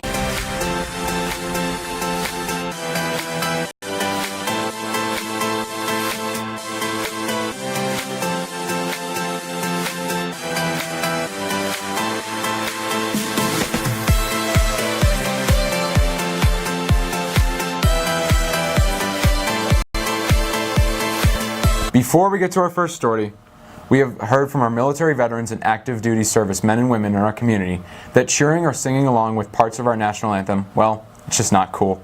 Please don't cheer during the national anthem this evening out of reverence for our veterans. And let's set the standard for all our Raider sports events this year. Yeah, let's respect the wishes of the servicemen and women in our community and save the cheering for the Raiders during the football game. The Rowdies certainly will. Community is what we're all about here at Regis Jesuit, and it lasts forever. Last spring, RJTV reporters Amber Rainsberger and Elsa Pater told the story of how one family honored their son with a unique gift to the school. Professional organist Ken Mervine came in to teach students about a newly donated theater organ. Organ is my first love. And there's a story behind this organ. This theater organ was donated by Joan and Daryl Sandin. And these are parents who had a son come through Regis. He was an organist in his lifetime, and he unfortunately passed away. So Joan and Daryl donated the organ in his honor. And the organ itself, it's already being put to good use. Students Riley Davis and Claire Pauka got to play it for the first time in class. It was like a new experience, kind of just to try playing something new. And just, I've never played the organ before, and so it was definitely different. Hammers for pianos and tarantulas for an organ. It's a lot more sensitive, I guess, so when you touch, like, it makes the sound no matter what. Yeah, like the sound is the same no matter how hard you press on it. Like any amount of pressure applied, it just sounds the same. Whereas pianos, like you could control like how much sound you want to come out of the key. Like many new organists, Mervine fell in love with the organ right away, and we bet Regis Jesuit students will too. Thanks, Amber and Elsa. RJ fall sports are here, and soccer, golf, tennis, field hockey, softball, girls rugby, and cross country are all in action. Girls volleyball hosts the Jam tournament this weekend at Gold Crown Fieldhouse. And tonight, the fans will be filling the stadium for the football season opener. RJTV reporter Peyton Parsons walked the field with her brother, Bryce, and teammate Ty McGuire in the return of 60 yards with... What makes Regis different from any other football team? Probably the small group of seniors that we have, which helps us form a much tighter group of leadership and helps us, grow as a model for the younger kids on the football team. What's your advice for younger players on the team? I would say play without the fear of failure and always give it your 100%, no matter what the situation is, even if you make a mistake. What has been the biggest overall improvement this year? Probably the fact that we're going two ways. As as every player is playing both sides, we get to practice either more coverage and also route running. So we're practicing both sides of the game, which is a huge improvement over the years. Tonight, Ty and Bryce and your 17th ranked Raiders take on 14th ranked Pomona at 7 in the Lou Kellogg Stadium. Speaking of football, Will, what kind of weekend are we looking at for college? Number 11 Oregon versus number 16 Auburn, 5:30 p.m. at AT&T Stadium in Arlington, Texas. This is one of the most highly anticipated games of the year. Oregon gained several notable players from the offseason: wide receiver Juwan Johnson from Penn State, number 1 overall recruit, who Florida did lose, defensive end Kewan Thibodeau. Oregon star quarterback and projected number 1 quarterback in the draft, Justin Herbert, returns for his senior year, so Oregon's pretty pumped up. And Auburn, they have a lot to be excited about too. True freshman and 5-star quarterback Bo Nix. He won the starting job down there and is my pick to be the breakout freshman of the year. And Auburn also returns star defensive tackle Derek Brown, who will create problems for the Ducks, which is why I see Auburn winning this game with a score of 24-17. Looks like a really exciting contest. Can't wait to see what happens. Thanks, Will. William, did you get your raffle tickets for Mr. Lomas's class? I think I did. I honestly don't even remember what they're for. Sorry, Mr. Lomas, I don't think I was paying attention. Well, you can win a brand new, beautiful 2020 Toyota Corolla, and it could be yours just for these tickets. Don't forget to sell and return your Raider raffle tickets for a chance to win the grand prize of a brand new car provided by Stevenson Automotive. The winner will have their name drawn during halftime at the homecoming football game. You could also go home with $5,000 for second place and $1,000 for third place. Sell those tickets, maybe you'll win. Who knows? And if you sell it to someone who wins, you get a kickback, so. That's pretty cool. You never know what's going to happen to you. So one more reminder before we go. The club fair is today at lunch. This is your chance to become involved in some amazing clubs here at Regis Jesuit. For me, clubs are sort of a large part of who I am. In moving here sophomore year, getting involved in the club fair was a really impactful experience in my life. That sort of, I found who I am here because of the club fair. And so, to all those who are new at Regis or old, join some new clubs. I'm a part of a bunch of awesome ones. You can join us here at RJ Media. But get out there, show your appreciation, and sign up for some clubs today, Raiders. Yeah, I always ended up signing up for way too many clubs, and but just choosing the ones and throwing out a big net, catching a few fish. Well, that'll do it for this episode. I'm Monroe. And I'm Cassidy. We will see you next week on RJ TV.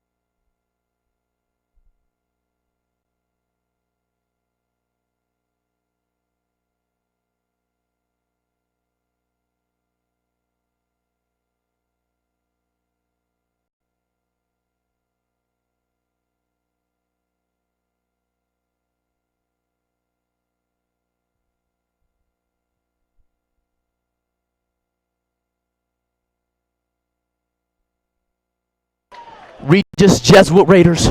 Sam Stern back with you. We're going to have Jake Stewart back with us in just 1 second. Patrick Carlson, wonderful producer, and Jack Fate as our camera, as Jake's back with us here. So now, minute left until the end of this halftime period.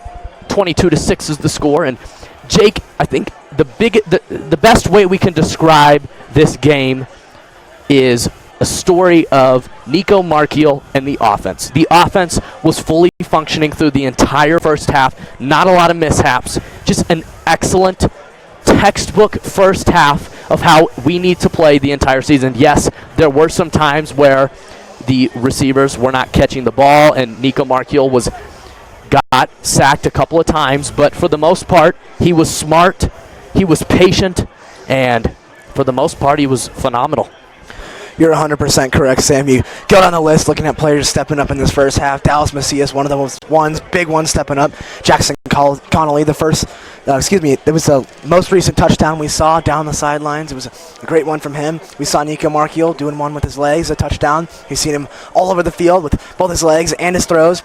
You know, a little mishap at the end there with the throw he forced coming to the end of the second half, but other than that, it's been all but perfection for him. So a great start from Markiel, great start from Macias and Connolly and Sloan going down the line, De La Torre being perfect, Jordi De La Torre, that is, Brian Mottram, Billy Mottram's brother.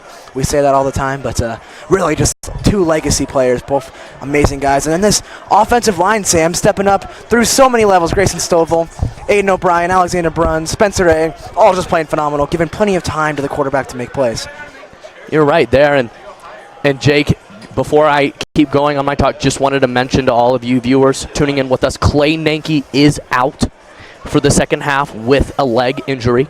Shouldn't be severe by any means, but I think that they're being cautionary for the season as a whole, and he's going to sit the rest of this second half. So definitely a hit to the defensive line for the Raiders, but as we've talked about multiple times, they have the skill, they have the ability, and they have the composure to play at a high level even without a star player like Clay Nanke. And you said it, Sam. That word cautionary really comes into play here. You're up 16 points. Obviously not a significant enough lead to put in those backups to really take a pedal off the metal, so to speak. But really for the Raiders, you're looking at a winnable game against Overland. You're already in a great spot, and no need to rush Clay Nanke back in the game. Obviously, if it was an important game, a playoff game, you'd probably see him get right back in there. But a game like this tonight is probably not best to rush the star tight end out there, the 6'6" tight end. No, definitely not the smartest decision. So here we go. For the Raiders now, we mentioned earlier, Sam, Bryce Parsons stepping up on the defensive end. You talked about more players just going down the line here, Sam. Matthew Bear stepping up with 2 sacks earlier in the game. Derwin Taylor with several great runs. Xavier Carroll stepping up. So just several standout players just playing their best tonight and coming up big. So for the Raiders, Sam, how do you keep that going in the second half, keep the momentum, keep the energy level, and keep the passionate level of play going? Well, Jake, as I mentioned, over and over, I think just it's all about the Raiders keeping a good state of mind, staying positive, knowing what they're doing before the ball gets to them, knowing where they're going to go at all times, and just being smart. Being smart is the biggest part about playing football, is you got to make the smart plays, because the smart plays turn into what we call winning plays. And so far, Nico Markiel is doing what it takes to make those winning plays, and he's playing smart. He's finding the players, and as I mentioned throughout the broadcast, he knows where he's going to throw his pinpoint passes before he even gets the ball.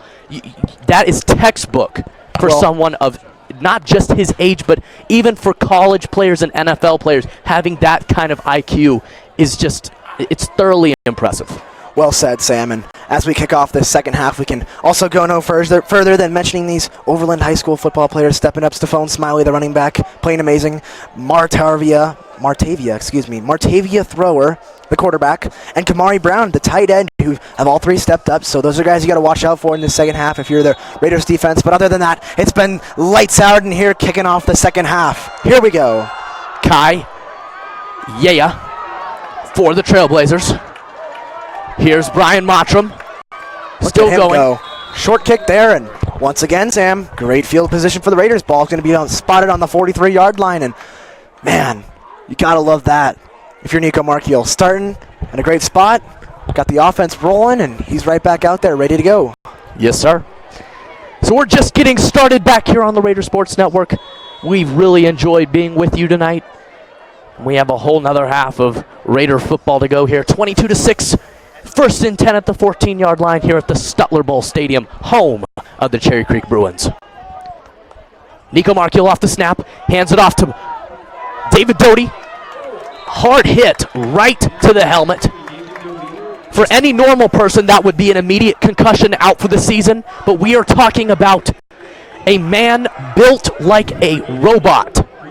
Well said, Sam. Just a burst of speed there from David Doty. I'd call him more a ninja going through those tackles, weaving through left and right, and he's been all over the field tonight. We see him on defense, on offense, making plays. He's in that backfield, and like I said, Sam, making a 7-yard run look like nothing there, and he gets right back up after that hit. You love to see that if you're Coach Filliman. Markiel has plenty of time. Deep throw, caught by Dallas Macias, still going. Now, Sam, that's what you call an absolute dime there. I believe it's going to come back there. It looks like a holding.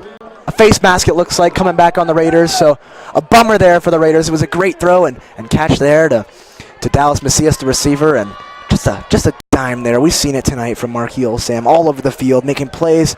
You see the athleticism, Sam, of him just getting outside the tackles, outside the pocket, and making throws that are just unheard of at this high school level. As only a sophomore, as we've mentioned many times, and hitting these fast receivers to it. It's got to be a lot easier if you're Nico Markiel. You got to be happy having these speed receivers on the outside. You got Clay Nunke when he's healthy, the big tight end over the middle. So a lot of weapons here for Nico Markiel to throw to. Yes, sir. 11:08 here on RSN. 2nd and 10 at the 13.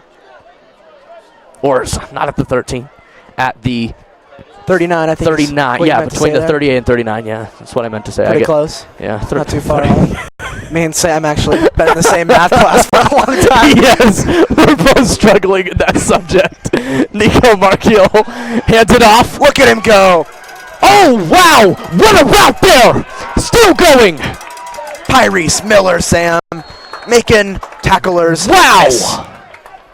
He made 8 yards look like 100 there, Sam. Yes! He bounced it off the would-be tacklers straight up the middle. No, he goes wide. So, Tyrese Miller, Sam, a little Keon Martinez action there. That's what I saw in Tyrese Miller there. We love that. Yeah, and when he's wearing number 21, you have to do things like that. You have to make moves like that, and that is definitely Keon Martinez-esque. So 10:30 left to go. 3rd and just under a yard. This is a running play. Look for an option here. We've seen it multiple times tonight from Martinez. There it is. There's the option. The pitch right back to Tyrese Miller. Oh. Just thrown down there. And that was Jaden Cunningham Gamby. Jaden Cunningham just unleashes a tackle there, just throwing Tyrese Miller down. So for the Raiders, losing about a half yard there. 4th and a long one, call it 2. 48-yard line of Overland. It looks like they're going to keep the offense on the field. We're looking at Bryce Sloan closest to us. Jackson Connolly, the other man on the outside. 3 receivers out wide. Tyrese Miller in the backfield. Here we go. Nico Markiel.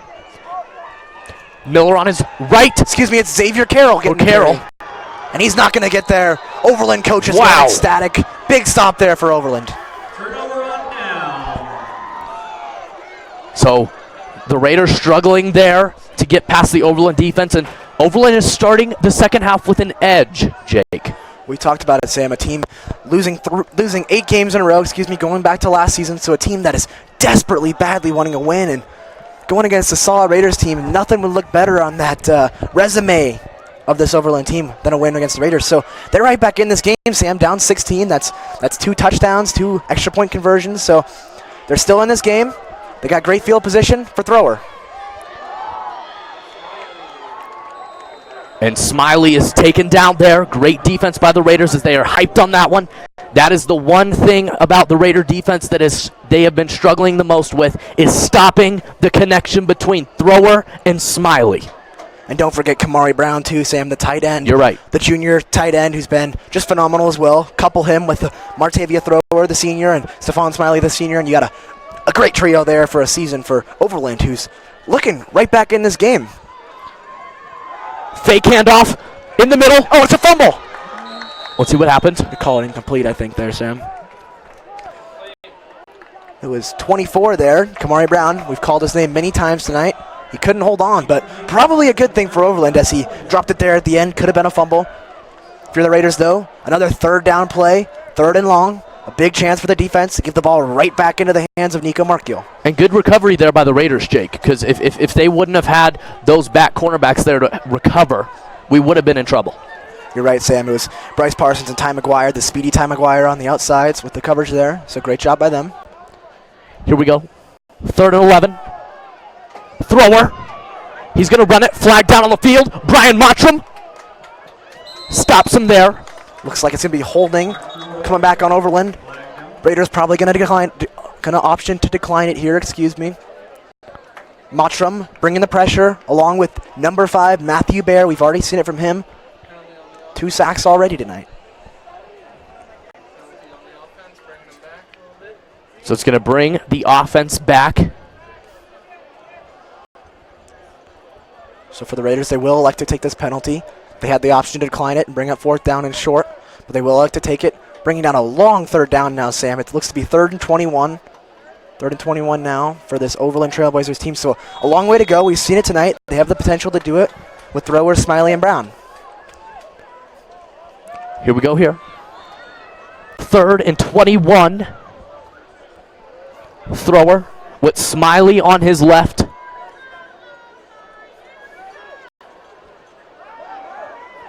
And he's immediately sacked there. Matthew Bear, Sam. Gosh, Jake, he's going crazy. I'm telling you, Sam, he sees the lunches. He sees the lunches, and he sacks him. He sacks him, Matthew Bear, the big bear, with the sack. I'm telling you, Sam, it's got to be the picnic baskets, the lunches. Something's going on there, but Matthew Bear, play after play. It's his 3rd sack. We've seen pressure time after time, and you got to love that if you're Coach Hasselback. Matthew Bear, once again, coming up big. God, I love that analysis, Jake. I love it. He's a bear, Sam. There's no better way to describe it. I believe you. I know. High snap there for the Raiders. Blocking potential. But it's back there. A nice punt there from Macias. Oh, Macias. No. Oh, did he keep it? Falls on the ball once again. Having trouble on the return. Dallas. Sam, the special teams has been a little iffy here for the Raiders tonight, but Jordy De La Torre has been just phenomenal. Perfection, Sam. That's what we call perfection. It's just Jordy De La Torre. Yes, we do. So here we go. A slight scare there, but the Raiders offense will get their chance. As I mentioned, going back to that defensive line, Clay Nanke, the junior defender, is going to be out for the rest of the second half with a knee injury. Shouldn't be severe, but they're going to be cautionary and hold him out for the rest of the second half. Probably a good call there, Sam. Great call there. Very smart play. If you're the Raiders, you got to give kudos to your defense there. Yes. Big stop there by Matthew Bear in this defense. Giving the ball right back to Nico Markiel. It's going to be timeout on Raiders. It looks like for the Raiders there, it was a late substitution there. Grayson Stovall was coming off, and it's going to be a timeout there. For the Raiders, still up 16. Halfway through this first quarter. Coach McPhee, as Jack Fate just said, is absolutely irate on the sideline. Yes, he's literally losing his mind. Sam, I've had the pleasure of having Coach McPhee, as we like to call him in class, as a teacher, and boy, Sam, you're not kidding when he loses his mind. He's a phenomenal teacher, and he's so passionate about this Raiders team. He'll come to class with just a completely lost voice, Sam, but we love him. He's a great guy, a great teacher, just a phenomenal coach, and we've had the pleasure of having him at this Regis Jesuit community for a long time. So for Coach McPhee here, we want to thank him for his time at Regis as well, and him along with Coach Hasselback, Coach Philemon, our principal, Jimmy Trico, athletic director, Kelly Doherty, our trainers, Sebastian Kurtz and Francesca Gomez there. We got to give them some credit. Francesca, I like that. Is it I think it's pronounced Francesca.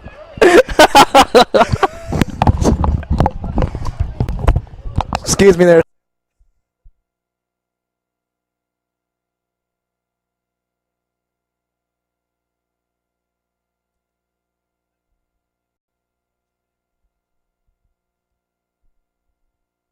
Excuse me there. It's my mistake. It was actually Francesca. Sorry. Just like Francesca Polibi. I had to stop it there. Jake was going to go over every teacher at Regis's name. Excuse me there. Francesca Polibi. I should have. That's a run taken off there. Big hit. Is he okay? That's going to be a penalty afterwards. A late hit there on Markiel. So Markiel that'll pump up your team there, Sam. Standing up for your quarterback, that'll move the chains again, add another 15 yards onto the run, late hit. As we talked about, Sam, Francesca Believi, bringing up Francesca, just as we mentioned, Sam, leads us right into our next discussion. We have, Angela Surwa Marfo, our great coverage. She covered Francesca Believi, excuse me, Sam. She covered Francesca Believi at her event tonight, and we are so proud to call Francesca Believi a Raider. And she is headed on, for those of you that don't know, to play Stanford basketball. She's a tremendous athlete. As we mentioned earlier, we've talked about it throughout the broadcast, a student athlete. She played tennis as well, and she's just phenomenal, Sam. She is. She was a very smart student, great athlete, and an even better person. Just totally miss her. And she's going to do great at Stanford with one of the best recruitment classes in the country. So for the Raiders there, after the big penalty and the late hit there on Mark Yule, move the chains on the 38 of Overland now. Mark Yule hands it off to Durbin Taylor, the third, still going. Looks like no running room there. No. Overland Trailblazers closed in on him quick. No fooling them there. Checking into the game now is number 11, Andrew Kulik, the junior. He's the backup quarterback for this Raiders team. Would anything ever happen to Mark Yule, he'd be right in there. Hopefully not, Sam. I'm not trying to jinx it or anything. Yeah, God forbid. Derwin James and Jackson Connolly, the two star players checking out for the Raiders, but Bryce Sloan remains in there. We'll see what the Raiders decide to do here on 2nd and 9. 7 minutes to go, third quarter. 7:10 left to go, 22-6. Second down here. Nico Markiel hands it off. David Doty demolished there, and Overland's defense, Jake, is starting to come alive. They're stepping up, Sam. Not much running room here. Not many holes as we saw in the first half. Hole after hole just available for this Raiders team to run right through, plowing through left and right, breaking off tackles. So not as much of that this second half. And kudos to this Overland team stepping up. This defense hasn't allowed any points. Their offense has remained in there, stayed steady. So a big play here for both sides. 3rd and 7, 35-yard line of Overland. Approaching 6 minutes in this game. Crucial play. Here we go. 3rd and 7 at the 35. Handoff. Nico. Wow, there's so many people gathered up in a circle.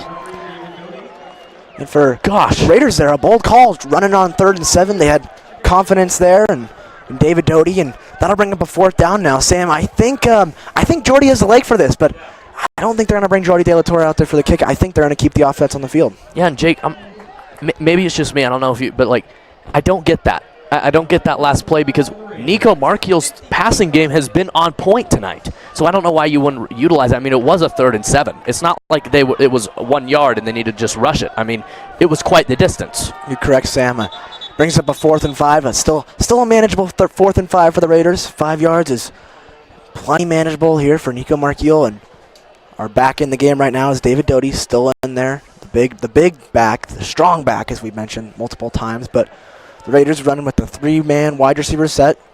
We have Markiel, we have Ty McGuire, the speedy Ty McGuire, and Jackson Connolly on the outside. Ty McGuire also has Bryce Sloan on his right as well. Nico Markiel, David Doty on his right. Big 4th and 5 play here. Nico Markiel better be careful. He better be careful. Throw it. Oh, wow. Just out of the reach of the tight end there, Charlie Rogan. He was open. He had some space, but just a little bit overthrown there. You see Markiel making a terrific play to keep it alive there. He wanted to run it, but was being chased down, so he had to get the ball out of his hands. Not a bad play there. But for the Raiders, a turnover on downs and a great opportunity now for Overland, getting the ball right back in the hands of Stephon Smiley, Martavia Thrower, and the great Kamari Brown, Sam. So the trio's going to get the ball back and another chance to make some plays. So here we go. Thrower back in.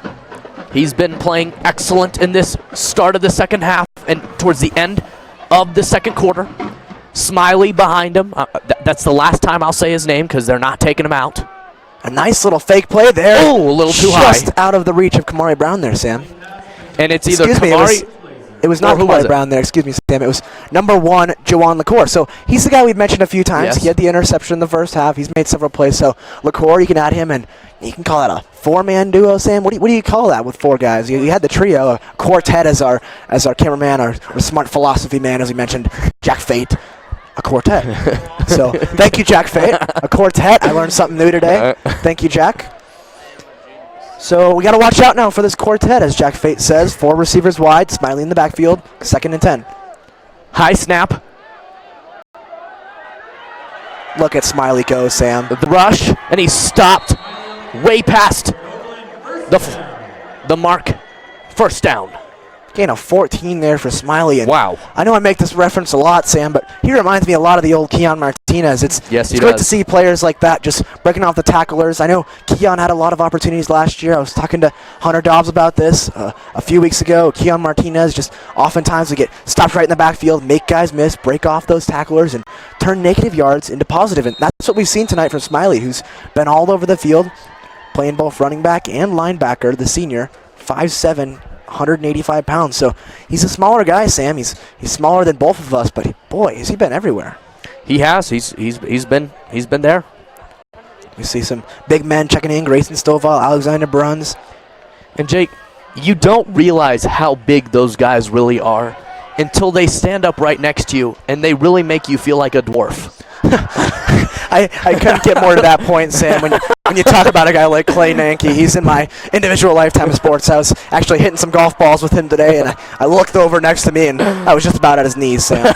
So, unquestioned long ball there. Oh, no! Martavia throw. No way! No way! No! Ty McGuire. I'm about to drop my headset and run on the field. Oh! I won't let Sam do that, folks. Don't worry. I will not let him jump out of this press box. We've already lost our chips tonight. We're not going to lose Sam, so I'll keep Sam here. Don't worry about Sam. But, man, Sam, I agree with you there. And it looks like it's coming back. So for the Raiders, Sam, you'll be okay. You were right on the call. Oh, thank God. Ty McGuire was probably just about as irate as you were there, Sam. But they're moving the chains back, so all is well. I thought I lost a lung. It's okay. So exactly. Oh, and some confusion now. Oh gosh. I guess they will move the chains. So for me and Sam in the broadcast booth, we're just as confused as you all are right now. I guess the chains will be moved. So first down now for Overland. We still don't know why, but it's a first down. If you're Ty McGuire, you're probably not happy right now, but Smiley's going to get the ball back. A little 2-yard run there. Nice stop on the play by number 11 for the Raiders, Andrew Kolick, who's really been all over the field in this second half as well. Sam, he's made plays on both ends of the field. And Sam, this really brings me to the next point. We've talked about it so many times on our broadcast. Just so many different players playing on both the offensive and defensive side, stepping up. And with a team like the Raiders, a young team, a team that does not have as much depth as many of these other talented schools like Valor and Grandview and a lot of these other schools, teams like those, but they're really proving themselves with these guys, multidimensional players. There's a big sack there. It's number 44 for the Raiders, Brian Mottram, along with, looks like, who is that, Sam? Number 11, Andrew Kolick. We just mentioned his name. So the two guys combined up for the sack there. A big stop for the Raiders. As our cameraman Jack Fate mentions, where's Micah Manugian? We'd love to see him get some action out there. Former commentator, if you didn't already know. Great guy. Yes, on the Raider Sports Network, we like to play a game called, instead of Where's Waldo, Where's Manugian? He is currently on the bench, preparing to get in. Keep your eyes out. Number 24, talented player, first-year varsity player. Thrower. He's going down. Comes out. Get on that ball, Sam. Big sack there. Matthew Bear. Sam, you already know what I'm going to say. The Bear Claws coming back out. Coming for your lunches, kids. Get down on it. Get down on it. If I'm not mistaken, Sam, that is 4 sacks for Matthew Bear. Four. 4 of them. 4. And Sam, that brings up another player comparison. You know I love to do it. Yep. Jake Heimlicher. You remember him, Sam? You remember him? Oh, yes, An absolute phenomenal athlete. Big guy. We saw him. He's off in college right now. Playing great. D1 ball. But anyways, Matthew Bear, folks. 4 sacks tonight. You couldn't ask more from your defensive player if you're Coach Hasselback. Stepping up in a big way. Matthew Bear. And Jake, last game wasn't the best game he's ever had. So I think this game he wanted to make it a comeback game and boy, has he impressed everyone in this entire stadium tonight.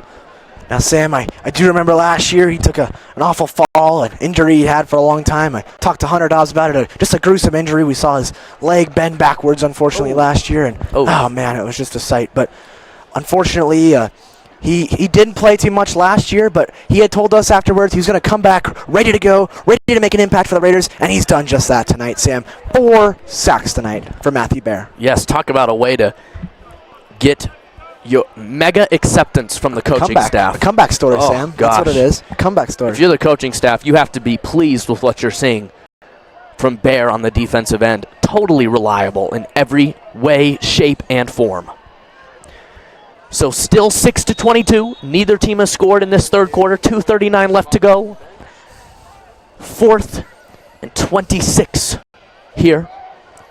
High snap. Punt. Actually a great punt for that bad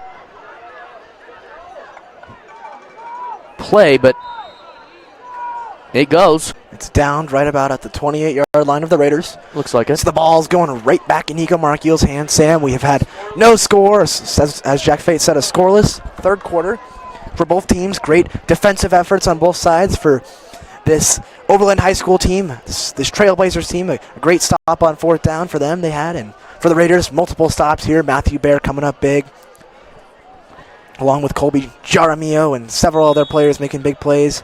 David Doty, Bryce Parsons, among others. And here comes the offense back out, headed by Nico Marchiel, Bryce Sloan, Jackson Connolly, and our running back in currently is Xavier Carroll.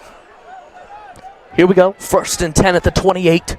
2:25 left to go in this exciting game. Nico Marchiel. High snap. That's Carroll, and it's going to be down. And while we have this second, we'd love to thank you for tuning in again. This broadcast is brought to you by Our Day Media, a student-run program here at Regis Jesuit High School, club and class. We are made up of 4 sectors: Raider Sports Network, which you are viewing tonight, Elevate, RJ Media Now, RJ TV, and Rabble TV. So stick with us on all of our different sectors. You can find all of our past content from this year and the past year on our YouTube page at RJ Media. 2nd and 7 here. Nico Marchiel still has Carroll on his right. Marchiel, got to be careful, and he stopped. Sacked on the play there. It was a big sack. And who else, Sam? Number 25, Stephon Smiley with the sack there. Look at him. Oh, Smiley. Both sides of the ball. He's just been a wrecking force, Sam. A wrecking ball. Someone needs to wipe that smile off his face, Jake. Gosh. Smiley is just a player. You gotta hand it to him. Stephon Smiley, just a force to be reckoned with. A running back and a linebacker. Multi-positional athlete we talked about. And now for the Raiders and Marchiel, it's a big 3rd down play, 3rd and 11. Here we go here. About a minute left. Nico Marchiel. A deep pass. Jackson, oh! He had him, Sam. He had a foot. Oh, and Jackson Connolly wants a call. He is hitting his helmet hard, and let's see what's going on. There is an injury on the field as well, and it is Nico Marchiel. Oh, jeez. Oh, let's see what it's looking like here. This is a big-time situation here. We hope he's okay, Sam. This is not what you're wanting for if you're a Raiders fan or anybody out there. And while we wait to check on this injury, we're going to take a quick break here on the Raider Sports Network. Stay tuned.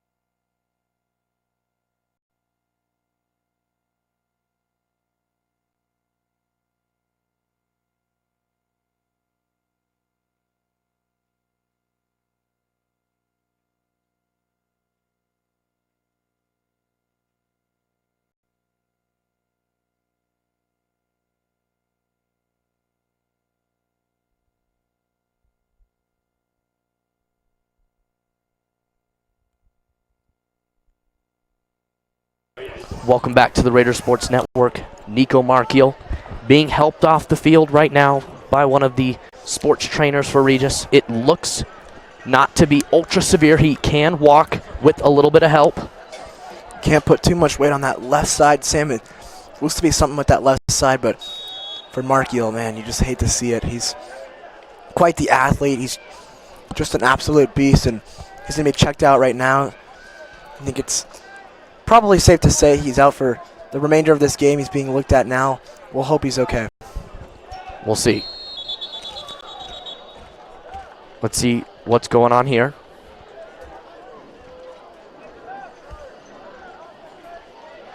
False start on the offense. That's going to be the Raiders, so they're going to move back.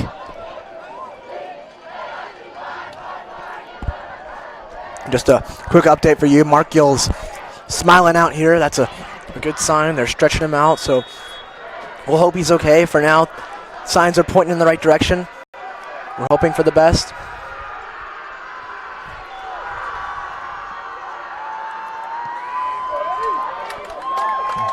Big punt there. Eddie Maxfield, a big Oh one. no, oh no. Overland running, and he's stopped.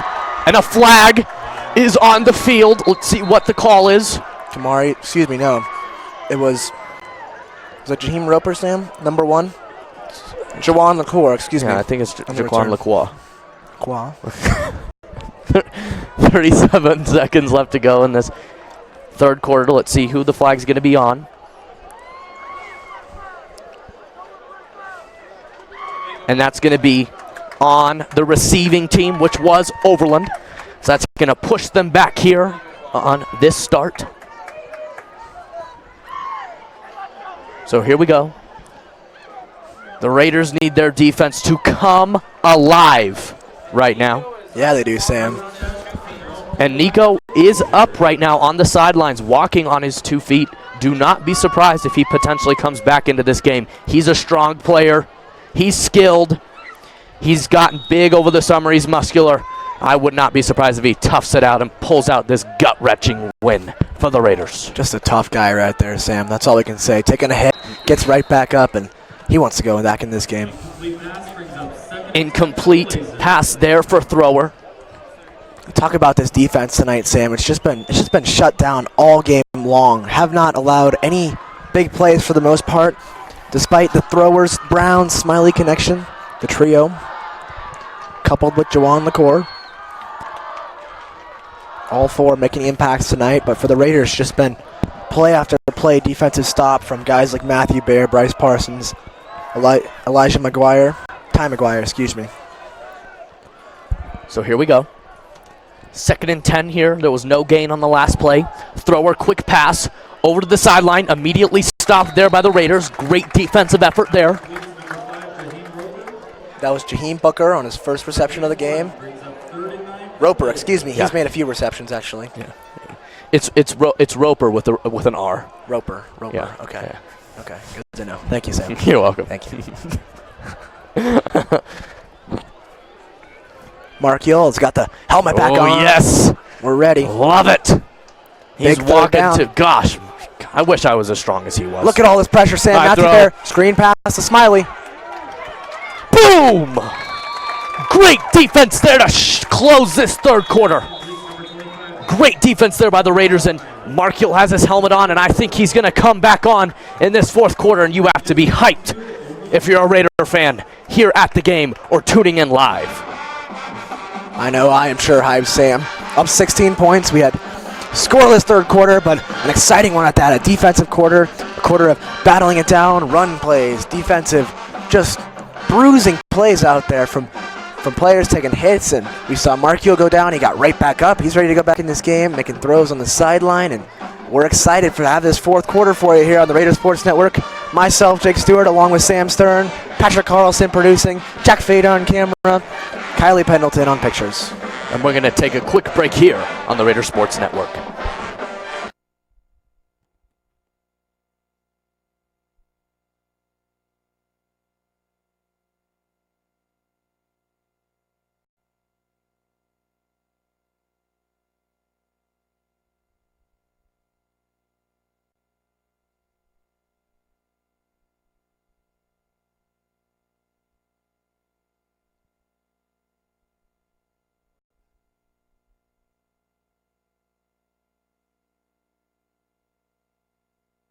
We're back with you.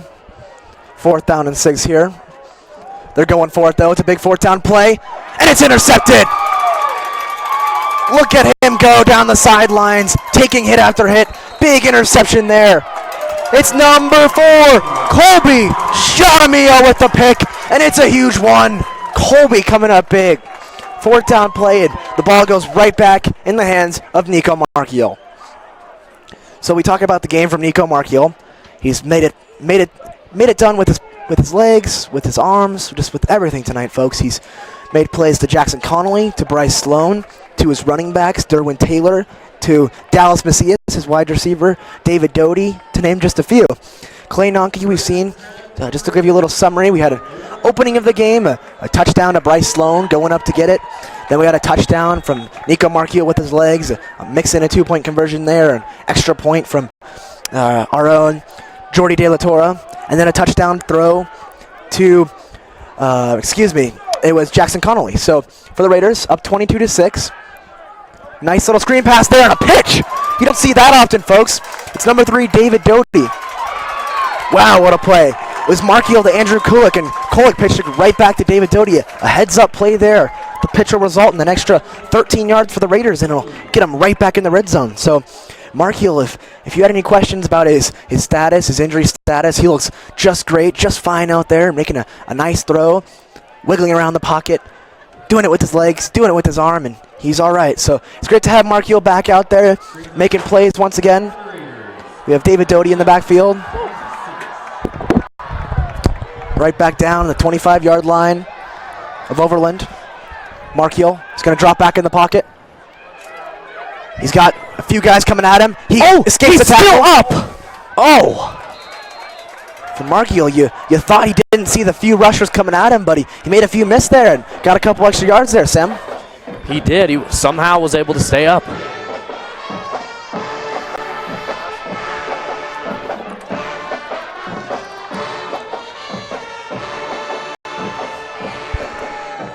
Now for this Raiders team, they're right back in the red zone. The last time they were in the red zone, it resulted in an interception to close out halftime.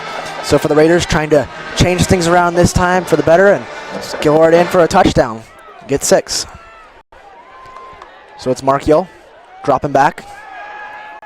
Looking for Connolly, and he's got it. Connolly got it. Marchiol and Connolly connection once again. Just a nice over the shoulder connection, excuse me there, Sam. A nice connection with Connolly. Connolly been all over the field tonight. Just the speed, the athleticism, just play after play showing it, along with Bryce Sloan on the other side, and those two are just a tandem, Sam. One on one side, one on the other, and just so fun to watch. They are. 10:36 left to go in this 4th quarter. We're coming down to the end of this exciting game. 22-6, the Raiders are up. Nico trying to add some more points to the board. Fake handoff to Dervin. Has time. Oh. Might have took too much of that time there. It looks like it's going to be a hold on the Raiders. Plenty of time there for Nico Marchiol, but nobody open there. So he threw it away, but it does look like this flag's going to be on the Raiders, so it will be. So the Raiders going to come back 10 yards, and it's going to be a 2nd down and 20. It'll drop them just out of the red zone, but not far out of reach, the 22-yard line. Doable distance here for the Raiders. So they're going to be pushed back here. Marchiol, he has the time to find an option, but just can't find any receivers ready and open. See Derwin Taylor in the backfield, excuse me. Bryce Parsons.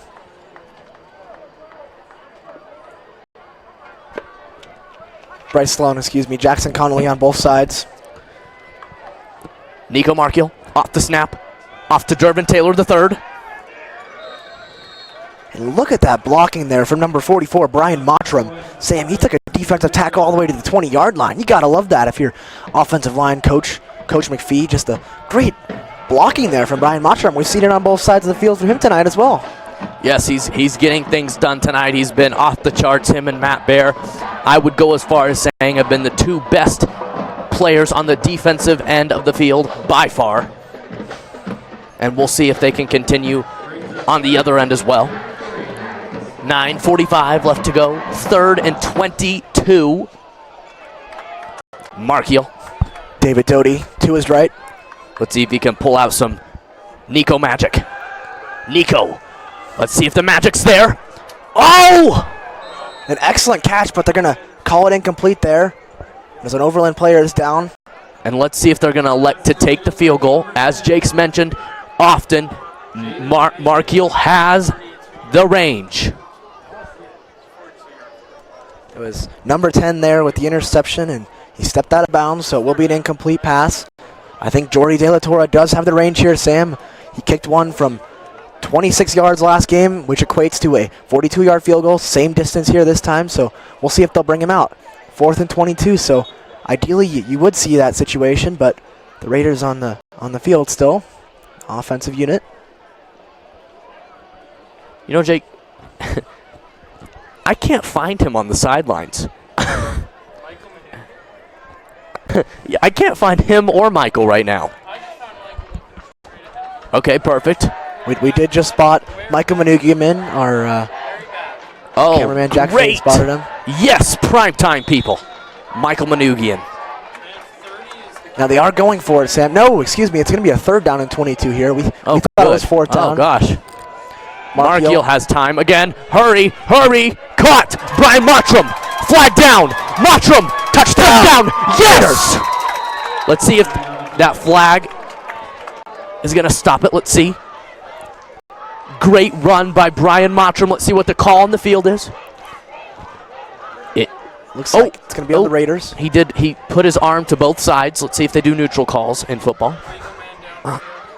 As Jack Fitt was saying, it looked to be an illegal man downfield. So for those of you that are unaware of that call, it means an offensive lineman or somebody that is unable to go to that section of the field went down to block. And so that will come back on the Raiders. That will come back to hurt them.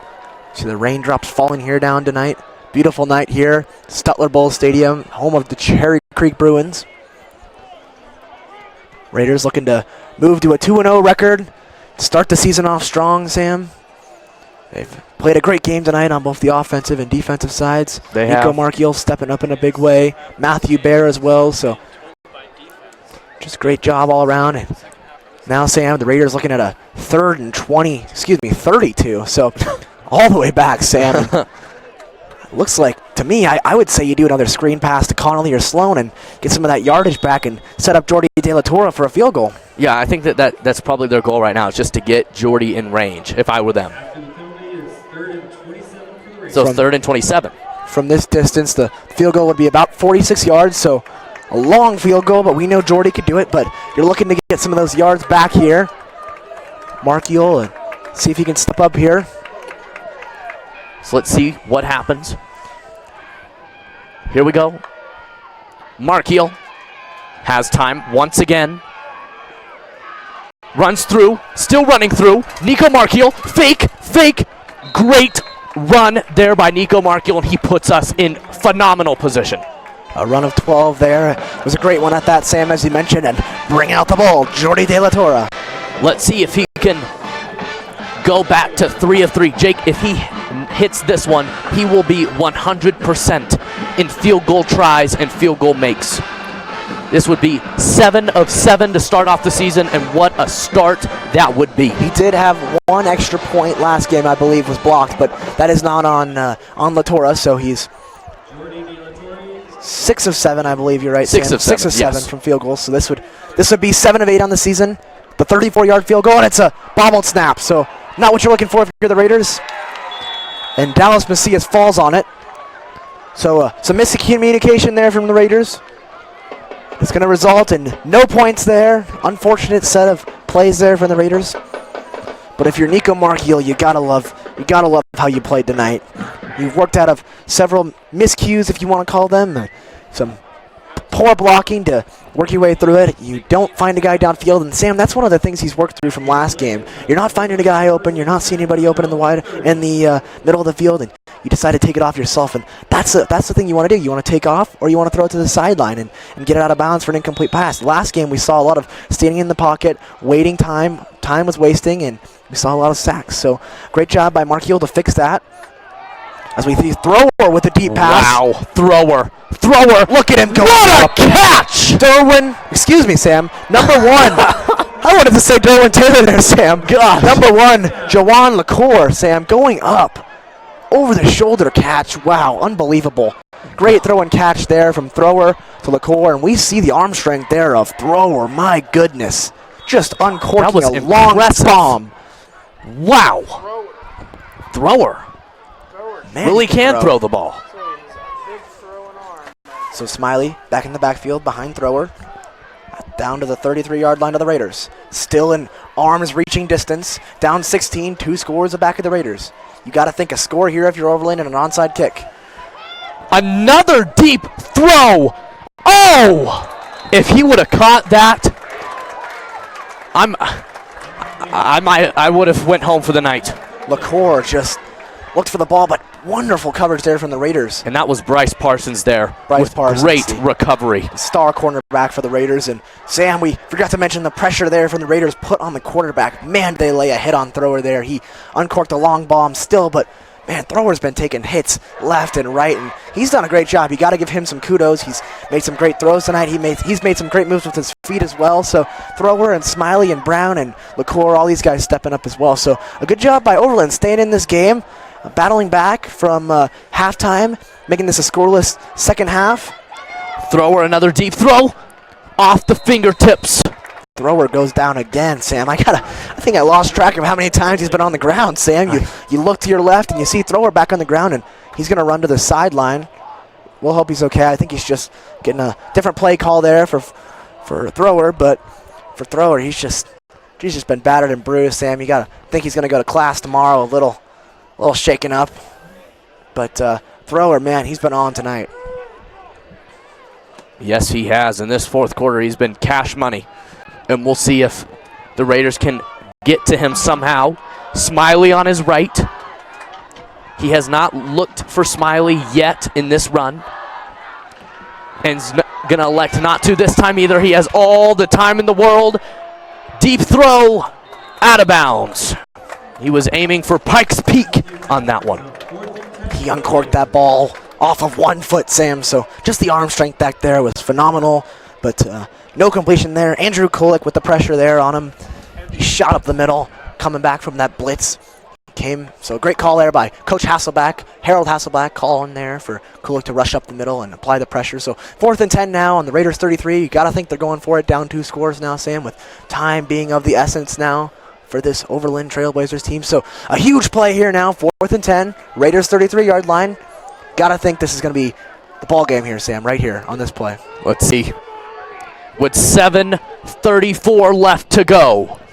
Big time here. And a timeout. Oh, building the suspense as Overland is fighting for their lives right now. It was an Overland timeout. They are wanting to win this game badly after losing their first one. And as Jake mentioned, they lost their last 8 going back to last season. So this would be a huge momentum booster if they could come back and win this one. And Jake, as we know from watching games in the past, you can never doubt comebacks from teams that may not even be that talented. That's right, Sam. This Overland team, they stepped up. They've lost 8 in a row, and they've played with that heart and that hustle and that passion that we talked about in our keys to the game. We said they got to really play motivated against the Regis team. It's the team that wants it more, is what we were thinking going into this game. But it was a defensive battle to open this game. But the Raiders, man, with that Markiel and that offense, they really stepped up tonight, giving a little less pressure on this defense, who's once again playing phenomenal, Sam. We saw them play just excellent last week, only allowing 13 points to just a top-ranked Pomona offense, and doing similar things tonight against an Overland team, only allowing 1 score. Trying to make a stop here. 4th and 10, big play. Busting through, goes down. One-handed sack on the play. I think give it a little sack dance there, a little shimmy. The little choo-choo train. Matthew Shade, Sam, a different Matthew there. It wasn't Matthew Baird, it was Matthew Shade, the junior defensive lineman, coming up big. Raiders ball. Big time play. Matthew might have just closed out this game. We are getting closer and closer to clinching our 2nd W in a row. Now, Sam, we've seen just 2 defensive punishment here for the Raiders these last 2 games against these opposing offenses. And you got to think, playing like this, the Raiders got a great chance to go far, not only throughout the regular season, but in the playoffs as well. I totally agree with that statement. Nico Markiel hands it off. Now, Sam, as a handoff goes there, we talk a lot about this underdog mentality. We've mentioned it a lot tonight. We mentioned it, a lot of players mentioning this season, with a young team, a team with not as many players this year. A lot of players, as we mentioned, once again, playing both offense and defense. But an underdog mentality this year for this team coached by Danny Philemon, and the players are embracing it. They love it. They love playing from behind. They love being picked as the underdogs, not being picked to win. And, they've battled back, and they've proved themselves so far this season. They have. They have definitely proved themselves. As Carroll gets through a wall of about 4 guys, but then gets taken down. But we are at least 2 yards away from what could be a first down. Or let's see. Oh no, he made it. Great run there. Down. And don't forget, Sam, with all these running plays, which we mentioned earlier, another key to the game, getting the run game going. But with all these running plays, the clock is ticking, tick-tock, tick-tock. It's about 6 minutes to go in this game, and the Raiders could just keep running this ball out and hopefully run this game out, Sam. Take a little pressure off your quarterback, Nico Markiel, the sophomore, and hopefully run away this game to victory. Let's see. We have hope.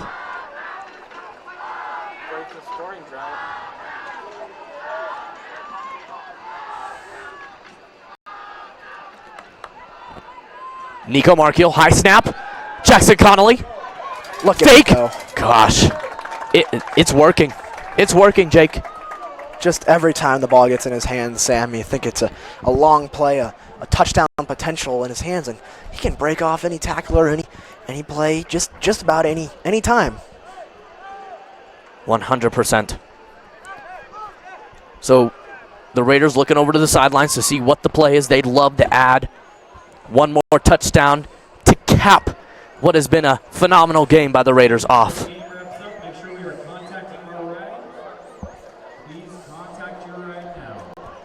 So here we go. 5:43 left to go in this game.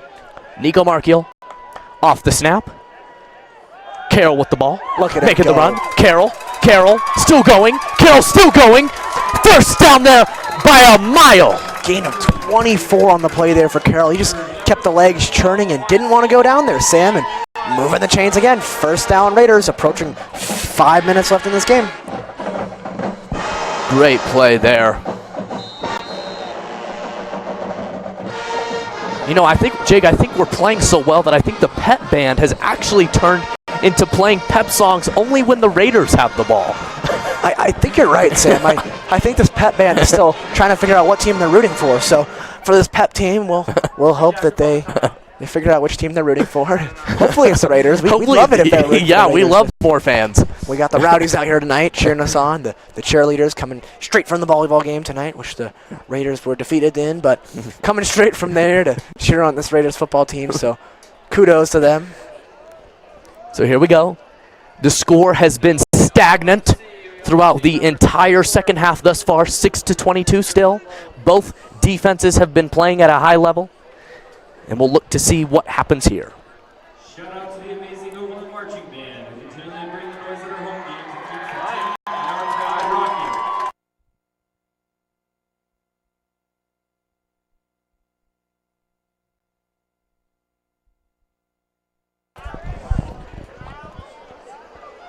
So here we go. Nico Markiel with Carroll on his right. Carroll has been reliable tonight, as he always is, along with David Doty and Pyreese Miller. Here we go. 25 yards to go. Raiders potential to go up 3 scores here and close this game out. High snap. Flick. Carroll still going. Smart play there from Markiel to pitch it there. We saw Jaheim Roper coming out from the outside from the corner to come rush that play. So a great play there by Markiel, deciding not to do too much with it, not to throw it, but a nice little pitch. He had the opportunity to run it there, Sam, and we've seen that play so many times tonight, just working. The option play is what they call it. You have the opportunity to run, you have the opportunity to pitch it out to your running back, and it has worked just about 100% of the time tonight, Sam. It has. So the clock's ticking, approaching 4 minutes. Here we go. Michael Narkiel. Look at Still him going. go.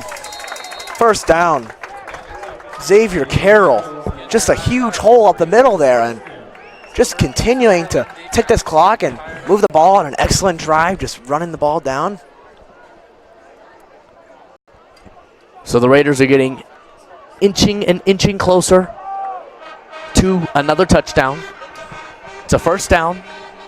First We at hear the 9. Excuse me, Sam. We hear Rocky music playing right now, and oh boy, is this Overland team needs a miracle. An appropriate song here for the band being played. The first thing that came to my mind, Sam, but they need something big right now. This Overland defense does, but look at that run there, straight up the middle, and just inching forward down to the 1 yard line. Gosh, that was perfect hype music. So we are hoping and praying that we can get another touchdown here, because in the words of Jack Fate, we may see the sights of the always hilarious Michael Manoogian. Very talented Michael Manoogian. Yes, he is. 1 yard line, Xavier Carroll, touchdown! Put it on the board. Raiders. That might just cap this one off for the Raiders. Markiel to Carroll, and Carroll has been on fire tonight. What a play! Jordi De La Torre coming on for the extra point. Yes, sir! Raiders up 22, approaching 3 minutes, and you gotta love it, Sam. The offense, the defense, the special teams, everything going right for the Raiders tonight.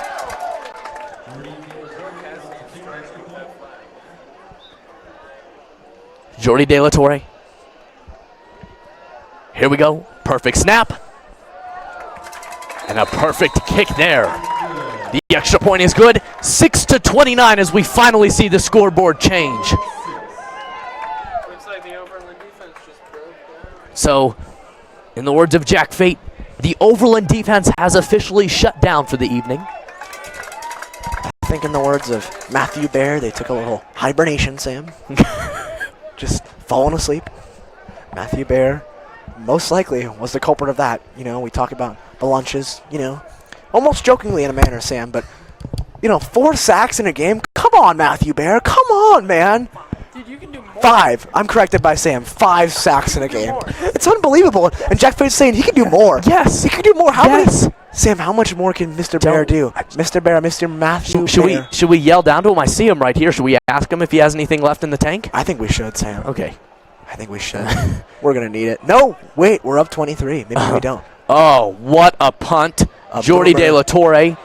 Here comes the Raiders. Hunting like bears. Hunting. Got it. It's a great tackle there, and here comes the Raiders defense again. Looks like we see some new players coming out. Number 24 for the Raiders, Michael Manoogian. Yes, Sam. sir. There he is. The big man. Getting his first action in the tonight. back. We love it. Number 24, keep your eye out for him. Michael Gosh. Manoogian getting his first action of the season, up 23 points, 3 minutes. Jack Fate's zooming in on him just so you know who he is. Michael Manoogian, we love him. He's out there. Congrats, Michael. God, it's a big moment for Michael Manoogian.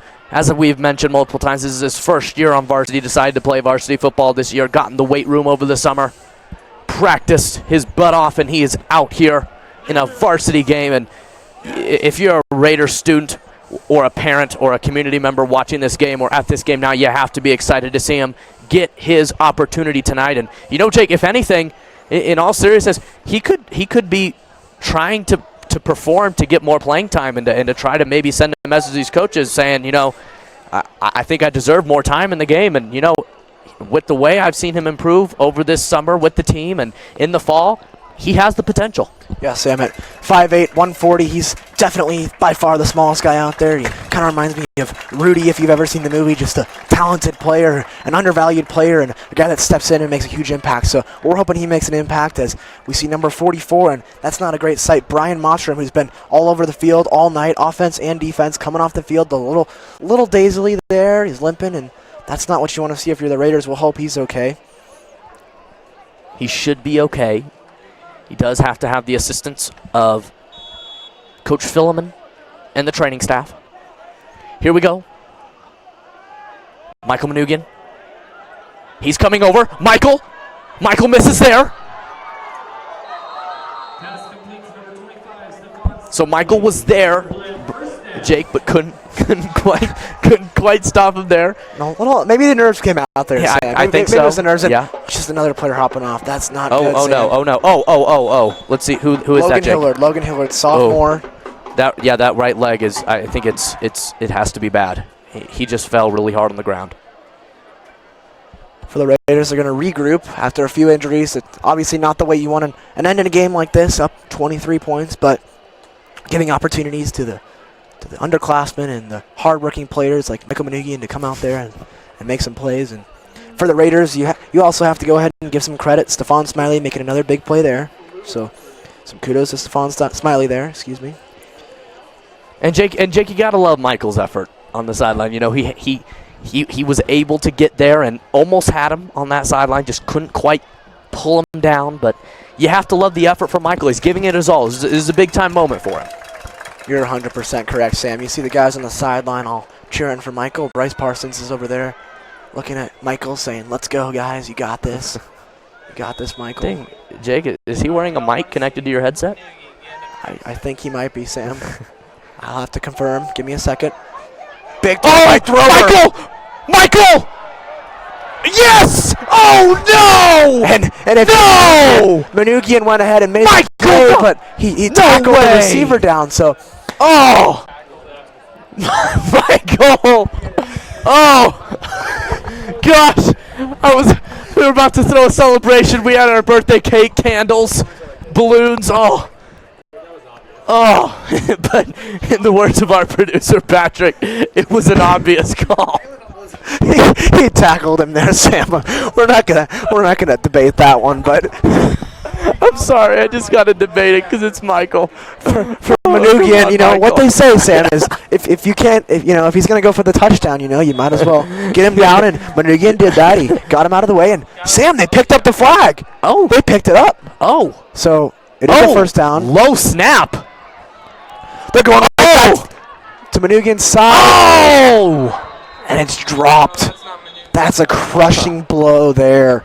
Number 14 for Overland. That's just brutal, Sam.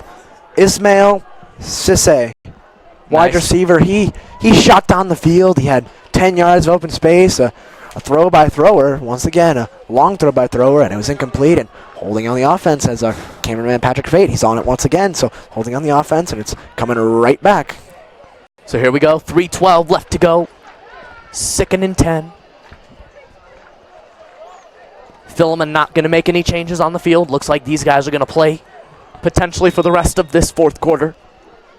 Let's see if the defense can hold them out. It's actually going to be a first and 10. 1st and 25. That's what I meant. Gosh, I'm struggling. Thrower. Wide open on the side. Fake. Michael helped out on that one. Great help by Michael Manugian on that one.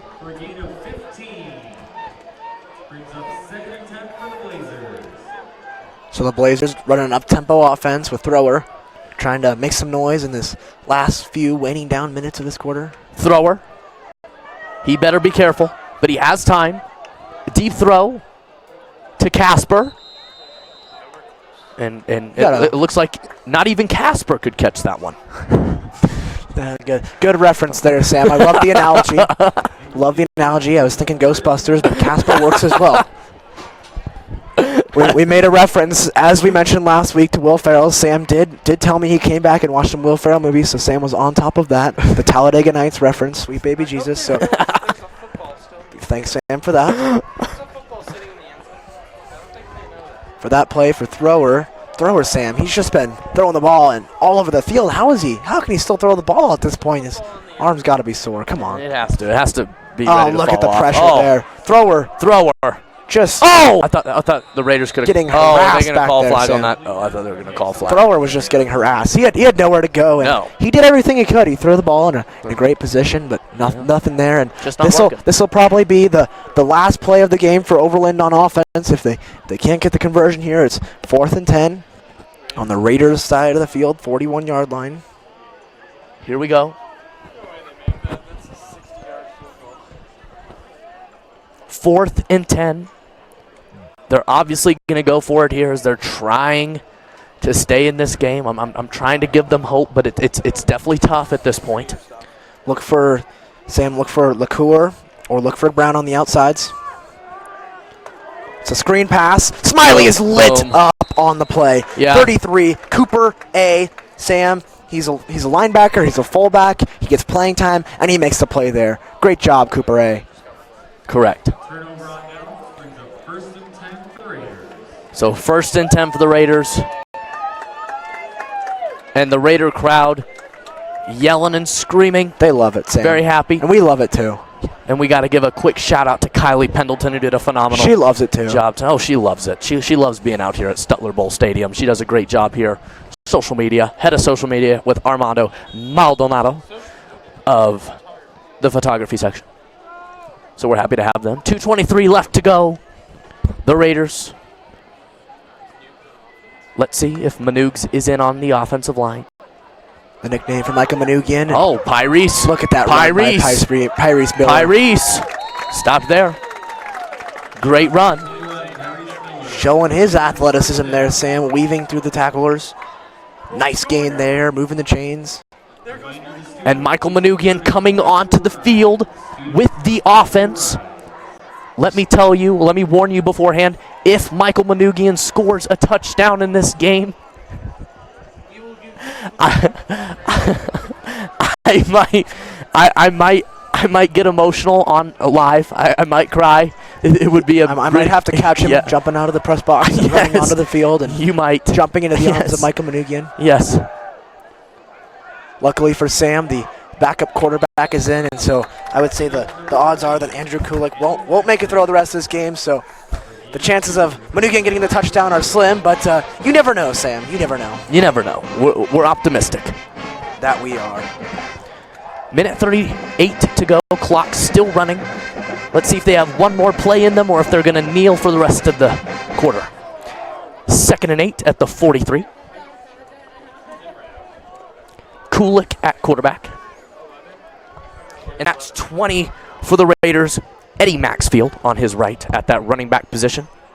Eddie's our punter as well. He plays punter, running back, and linebacker. So great to see him in, getting some work at the running back position. Handoff getting the call by Kulik. Great run there. Eddie Maxfield. Look at him go, Sam. His first carry of the season, and a nice gain of 6 for Eddie. So great work by Eddie Maxfield, bringing up a 3rd down play here. 1 or 2 more runs should do it here for the Raiders. Timeout called on the field, and it's by Overland. So, Sam, we will be talking more about this game in our post-game show, but just to look over the game just really quick, what are some quick takeaways you have from this Raiders team? Jake, it was a whole different game. That's pretty much all I got to say. I mean, no complaints for the most part. Obviously, the Nico Markiel scare was it was scary, and obviously the potential injury that it could have been was hurting my mind. But when I saw him come back on the field and didn't look like he had skipped a beat, definitely made me happy, and I'm glad to see him performing at a high level even with an injury like that. And Jake, both ends of the field, it just looked like everybody was on the same page. And Jake, to have chemistry going this early, you got to be excited. I'm sure excited, Sam, and every game gives me more confidence in this Raiders team, and what we've seen from them is just gold, Sam. It's been from the offensive side, the defensive side. We saw the offense take a huge leap, a huge step in a big way in this game, and Nico Markiel working through those struggles of that first game. There wasn't many, but the confidence boost. How about Maxfield? Look at Eddie Maxfield. Maxfield on his feet. He's still going. Oh! Eddie Maxfield hyping up the bench on the sideline. David Doty jumping out of his pads on that one. Wow! If you're Eddie Maxfield, you're playing for more playing time, Sam, and 15 other running backs on this Raiders team showing up. It's Eddie Maxfield showing what he can do. So great work by Eddie Maxfield there, and bringing it down to the 15-yard line. Raiders probably going to take a kneel here and end this one. 29-6 is the score. Excellent aggression there by Maxfield on that one. The Rowdies already doing the "I believe that we will win" chant. We can say that this one's just about over. Raiders taking the knee. 29-6 is the score. Huge dominant performance from Nico Marchiol and Matthew Bear in this defense, and the Raiders coming up big tonight in a huge win. A great performance tonight, full of eventful action and a lot of ups and downs, but in the end, 29-6, the Raiders win. We're going to take a quick break here on the Raider Sports Network, and we will be back with you in just a couple minutes for a post-game show with Jake Stewart and myself. We'll see you in just 1 second here on RSN.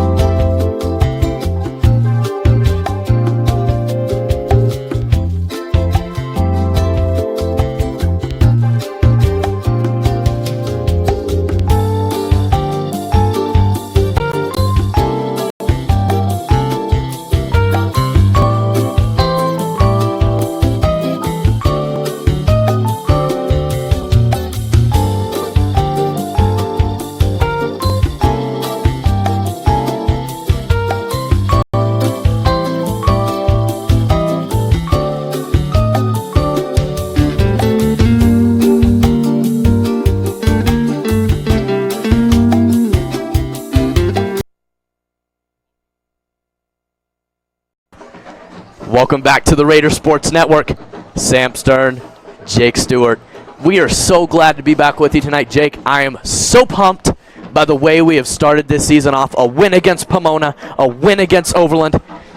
You couldn't have asked for a better start to the season for the Raiders. Terrific game, Sam. We had the offensive side step up, the defensive side step up, the special teams from Jordy De La Torre, Eddie Maxfield, the punter, and everybody, just every position stepping up tonight. Yes, it was a great game. And let's first talk about Nico Marchiol. The dude is amazing. He's tough. Yes, first half, amazing, didn't skip a beat. He then gets injured in the second half briefly, comes out of the game. The whole crowd's kind of wondering, is he gonna be out for the rest of the game? Could it be a season-ending injury? Like, what's the deal? Sits on the table, gets a little stretch from the trainers. He's back on it, Jake. We score another touchdown, 29-6. He is playing out of his mind to start the season. He's just phenomenal. He picked up right where he left off last season, Sam. A huge game against Valor Christian High School to end the year last year, and he started the game off big, just like he ended the game last game with that great drive to win against Pomona. He started the game off with a touchdown, deep over-the-shoulder grab to Bryce Sloan, who made just a tremendous catch from Bryce Sloan, and came right back, did it with his legs, ran into the end zone for a touchdown, came right back and threw a touchdown to Jackson Connolly. So 3 touchdowns in that first half through the hands of Nico Marchiol and one with the legs. So for Nico Marchiol, he kind of came back starting a little bit slow in the second half. We were a little bit worried as to, how's this offense going to step up? We couldn't get the run game going. It looked like Overland might have tried to come back in this game just a little bit, but no backing down from this Raiders team. You saw just absolutely stepping up was Nico Marchiol, and despite getting that injury, he came right back and played amazing. Now, Sam, I think we moved on to this defensive side of the ball. We talked about Matthew Bear. 5 sacks on that defensive line.